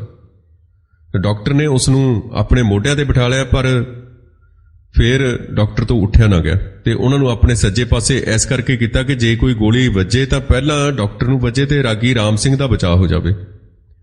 ਤਾਂ ਡਾਕਟਰ ਨੇ ਉਹਨਾਂ ਨੂੰ ਗਿਆਨੀ ਮੋਹਨ ਸਿੰਘ ਜੀ ਦੇ ਘਰ ਛੱਡ ਦਿੱਤਾ, ਜਿਹੜਾ ਬਾਬਾ ਦੀਪ ਸਿੰਘ ਜੀ ਦੇ ਬੂੰਗੇ ਦੇ ਪਿਛਲੇ ਪਾਸੇ ਬਿਲਕੁਲ ਘਰ ਸੀ, ਗਿਆਨੀ ਮੋਹਨ ਸਿੰਘ ਦਾ ਘਰ। ਤੇ ਉੱਥੇ ਪਹੁੰਚਣ ਲਈ ਪਰਿਕਰਮਾ 'ਚ ਛੋਟਾ ਜਿਹਾ ਦਰਵਾਜ਼ਾ ਸੀ ਇੱਕ।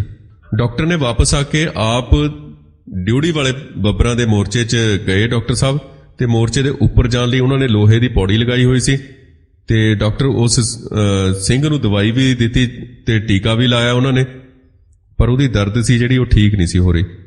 ਤੇ ਡਾਕਟਰ ਸਾਹਿਬ ਬਚਦੇ ਬਚਾਉਂਦੇ ਸ੍ਰੀ ਅਕਾਲ ਤਖਤ ਸਾਹਿਬ ਵੱਲ ਵਾਪਸ ਆ ਗਏ। ਫਿਰ ਸ੍ਰੀ ਅਕਾਲ ਤਖਤ ਸਾਹਿਬ ਦੇ ਹੇਠਲੇ ਕਮਰੇ 'ਚ ਜਿੱਥੇ ਉਹਨਾਂ ਨੇ ਛੇਕ ਕੀਤਾ ਸੀ, ਛੈਣੀ ਦੇ ਨਾਲ ਸੁਰਾਖ ਕੀਤਾ ਸੀ, ਉੱਥੇ ਸਿੰਘਾਂ ਨੇ LMG ਫਿੱਟ ਕੀਤੀ ਹੋਈ ਸੀ। ਇਸ LMG ਨੇ ਫੌਜਾਂ ਦਾ ਬਹੁਤ ਨੁਕਸਾਨ ਕੀਤਾ ਸੀ। ਇਹਦੀ ਮਾਰ ਹੇਠ ਸ੍ਰੀ ਅਕਾਲ ਤਖਤ ਸਾਹਿਬ ਦੇ ਸਾਹਮਣੇ ਪੈਂਦਾ ਸਾਰਾ ਵਿਹੜਾ ਸੀ ਤੇ ਫੌਜ ਨੂੰ ਪਤਾ ਨਹੀਂ ਲੱਗ ਰਿਹਾ ਸੀ ਕਿ ਫਾਇਰਿੰਗ ਕਿਸ ਥਾਂ ਤੋਂ ਹੋ ਰਹੀ ਹੈ। ਐਸੇ LMG ਤੋਂ, ਐਸੇ ਥਾਂ ਤੋਂ ਫੌਜ ਦਾ ਸਭ ਤੋਂ ਜ਼ਿਆਦਾ ਨੁਕਸਾਨ ਹੋਇਆ ਤੇ ਇੱਕ ਤਰ੍ਹਾਂ ਨਾਲ ਉਹਨੂੰ ਕਿਲਿੰਗ ਗਰਾਊਂਡ ਕਹਿੰਦੇ ਸਨ। ਉਹ 5 ਜੂਨ ਨੂੰ ਡਾਕਟਰ ਸਾਹਿਬ ਨੂੰ ਸੰਤਾਂ ਨੇ ਸ੍ਰੀ ਅਕਾਲ ਤਖਤ ਸਾਹਿਬ ਦੇ ਉੱਪਰ ਬੁਲਾਇਆ ਤੇ ਕਹਿਣ ਲੱਗੇ ਕਿ ਤੂੰ ਦੌੜਦਾ ਫਿਰਦਾ, ਤੈਨੂੰ ਡਰ ਨਹੀਂ ਲੱਗਦਾ?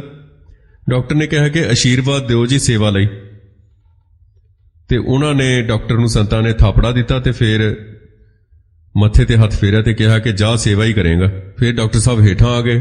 2 ਨਿਸ਼ਾਨ ਸਾਹਿਬਾਂ ਦੇ ਪਿੱਛੇ ਕੁਆਟਰਾਂ 'ਚ ਰਾਗੀ ਸਤਨਾਮ ਸਿੰਘ, ਉਹਨਾਂ ਦੀ ਪਤਨੀ ਤੇ ਛੋਟੀ ਇੱਕ ਬੱਚੀ ਫਸੇ ਹੋਏ ਸਨ ਤੇ ਉਹ ਬੱਚੀ ਲਈ ਦੁੱਧ ਚਾਹੀਦਾ ਸੀ ਤੇ ਡਾਕਟਰ ਸਾਹਿਬ ਦੁੱਧ ਲੈਣ ਲਈ ਚਲੇ ਗਏ ਤੇ ਜਦੋਂ ਬਾਬਾ ਦੀਪ ਸਿੰਘ ਜੀ ਸ਼ਹੀਦ ਦੇ ਬੂੰਗੇ ਲਾਗੇ ਪਹੁੰਚੇ ਤਾਂ ਚਿੱਟੇ ਛੋਲਿਆਂ ਦੇ ਟੱਬ ਪਏ ਸਨ। ਤਾਂ ਡਾਕਟਰ ਸਾਹਿਬ ਨੂੰ ਇੱਕ ਸਿੰਘ ਕਹਿਣ ਲੱਗਾ ਕਿ ਗੁਰੂ ਨਾਨਕ ਨਿਵਾਸ 'ਚ ਸਿੰਘਾਂ ਨੂੰ ਛੋਲੇ ਚਾਹੀਦੇ ਨੇ। ਡਾਕਟਰ ਸਾਹਿਬ ਨੇ ਉਹਨਾਂ ਨੂੰ ਛੋਲੇ ਪਹੁੰਚਾਉਣ ਦੀ ਗੱਲ ਸੋਚੀ ਤਾਂ ਡਾਕਟਰ ਸਾਹਿਬ 2 ਬਾਲਟੀਆਂ ਭਰ ਕੇ ਉਹਨਾਂ ਨੇ ਚੁੱਕ ਲਈਆਂ ਤੇ ਮੰਜੀ ਸਾਹਿਬ ਦੀਵਾਨ ਹਾਲ ਦੇ ਵਿੱਚੋਂ ਦੇ ਹੋ ਕੇ ਗੁਰੂ ਨਾਨਕ ਨਿਵਾਸ ਪਹੁੰਚ ਗਏ। ਸਿੰਘਾਂ ਨੂੰ ਛੋਲੇ ਦਿੱਤੇ ਤੇ ਉਸ ਵਕਤ ਟੈਂਕ ਸਰਾਂ ਵਾਲੇ ਪਾਸੇ ਗੇਟ 'ਚੋਂ ਅੰਦਰ ਆਉਣ ਦਾ ਯਤਨ ਕਰ ਰਹੇ ਸਨ ਤੇ ਡਾਕਟਰ ਸੜਕ ਪਾਰ ਕਰਕੇ ਅਕਾਲੀ ਦਲ ਤਲਵੰਡੀ ਦੇ ਦਫ਼ਤਰ 'ਚ ਆ ਗਿਆ ਤੇ ਜਿਹੜਾ ਉਦੋਂ ਮਾਤਾ ਗੰਗਾ ਨਿਵਾਸ ਵਾਲੀ ਥਾਂ ਤੇ ਹੁੰਦਾ ਸੀ। ਫਾਇਰਿੰਗ ਇੰਨੀ ਜ਼ਿਆਦਾ ਹੋ ਰਹੀ ਸੀ ਜਿਵੇਂ ਛੈਣੇ ਖੜਕ ਰਹੇ ਹੋਣ। ਦਫ਼ਤਰ 'ਚ ਆਟਾ ਪਿਆ ਸੀ ਤੇ ਡਾਕਟਰ ਨੇ ਇੱਕ ਸੇਵਾਦਾਰ ਕੋਲੋਂ ਆਟਾ ਮੰਗਿਆ ਪਰ ਸੇਵਾਦਾਰ ਨੇ ਦੇਣ ਤੋਂ ਇਨਕਾਰ ਕਰ ਦਿੱਤਾ। ਫਾਇਰਿੰਗ ਕਾਰਨ ਡਾਕਟਰ ਲਗਭਗ 2 ਘੰਟੇ ਲਈ ਉੱਥੇ ਰੁਕਿਆ ਰਿਹਾ ਤੇ ਉੱਥੋਂ ਫਿਰ ਡਾਕਟਰ ਸਾਹਿਬ ਪਿਛਲੀ ਗਲੀ 'ਚੋਂ ਗੋਂਦਵਾਲੀਆਂ ਦੇ ਬੁੰਗੇ 'ਚ ਚਲਾ ਗਿਆ ਤੇ ਬਾਬਾ ਪੂਰਨ ਸਿੰਘ ਉੱਥੇ ਰਹਿੰਦੇ ਸਨ। ਉਹ ਕਹਿਣ ਲੱਗੇ ਹੁਣ ਤੈਨੂੰ ਵਾਪਸ ਨਹੀਂ ਜਾਣ ਦੇਣਾ, ਪਰ ਡਾਕਟਰ ਉਹਨਾਂ ਕੋਲੋਂ ਗਲਾਸ 'ਚ ਥੋੜਾ ਜਿਹਾ ਦੁੱਧ ਲਿਆ ਡਾਕਟਰ ਨੇ ਤੇ ਗਲਾਸ ਨੂੰ ਡੋਲ ਦੇ ਵਿੱਚ ਰੱਖ ਲਿਆ, ਡੋਲੂ ਜਿਹਨੂੰ ਆਪਾਂ ਕਹਿੰਦੇ, ਤਾਂ ਕਿ ਦੁੱਧ ਡੁੱਲੇ ਨਾ। ਤੇ ਜਿੱਥੇ ਅੱਜ ਕੱਲ ਸਰੋਵਰ ਦਾ ਪਾਣੀ ਸਾਫ਼ ਕਰਨ ਲਈ ਪਲਾਂਟ ਲੱਗਿਆ ਹੋਇਆ, ਉੱਥੇ ਪਰਿਕਰਮਾ 'ਚ ਜਾਣ ਲਈ ਇੱਕ ਛੋਟੀ ਜਿਹੀ ਬਾਰੀ ਹੁੰਦੀ ਸੀ, ਹਮਲੇ ਤੋਂ ਪਹਿਲਾਂ ਹੁੰਦੀ ਸੀ। ਤੇ ਉਸ ਬਾਰੀ ਰਾਹੀਂ ਡਾਕਟਰ ਅੰਦਰ ਵੜਿਆ ਤੇ ਵੇਖਿਆ ਕਿ ਮੰਜੀ ਸਾਹਿਬ ਦੀਵਾਨ ਹਾਲ ਦੇ ਅੱਗੋਂ ਦੀ ਟੈਂਕ ਪਰਿਕਰਮਾ 'ਚ ਆਉਣ ਦੀ ਕੋਸ਼ਿਸ਼ ਕਰ ਰਿਹਾ, ਪਰ ਪਰਿਕਰਮਾ ਦੇ ਥੰਮ੍ਹਾਂ ਕਰਕੇ ਉਹ ਅੱਗੇ ਵਧਣ 'ਚ ਉਸ ਟੈਂਕ ਨੂੰ ਮੁਸ਼ਕਲ ਆ ਰਹੀ ਹੈ।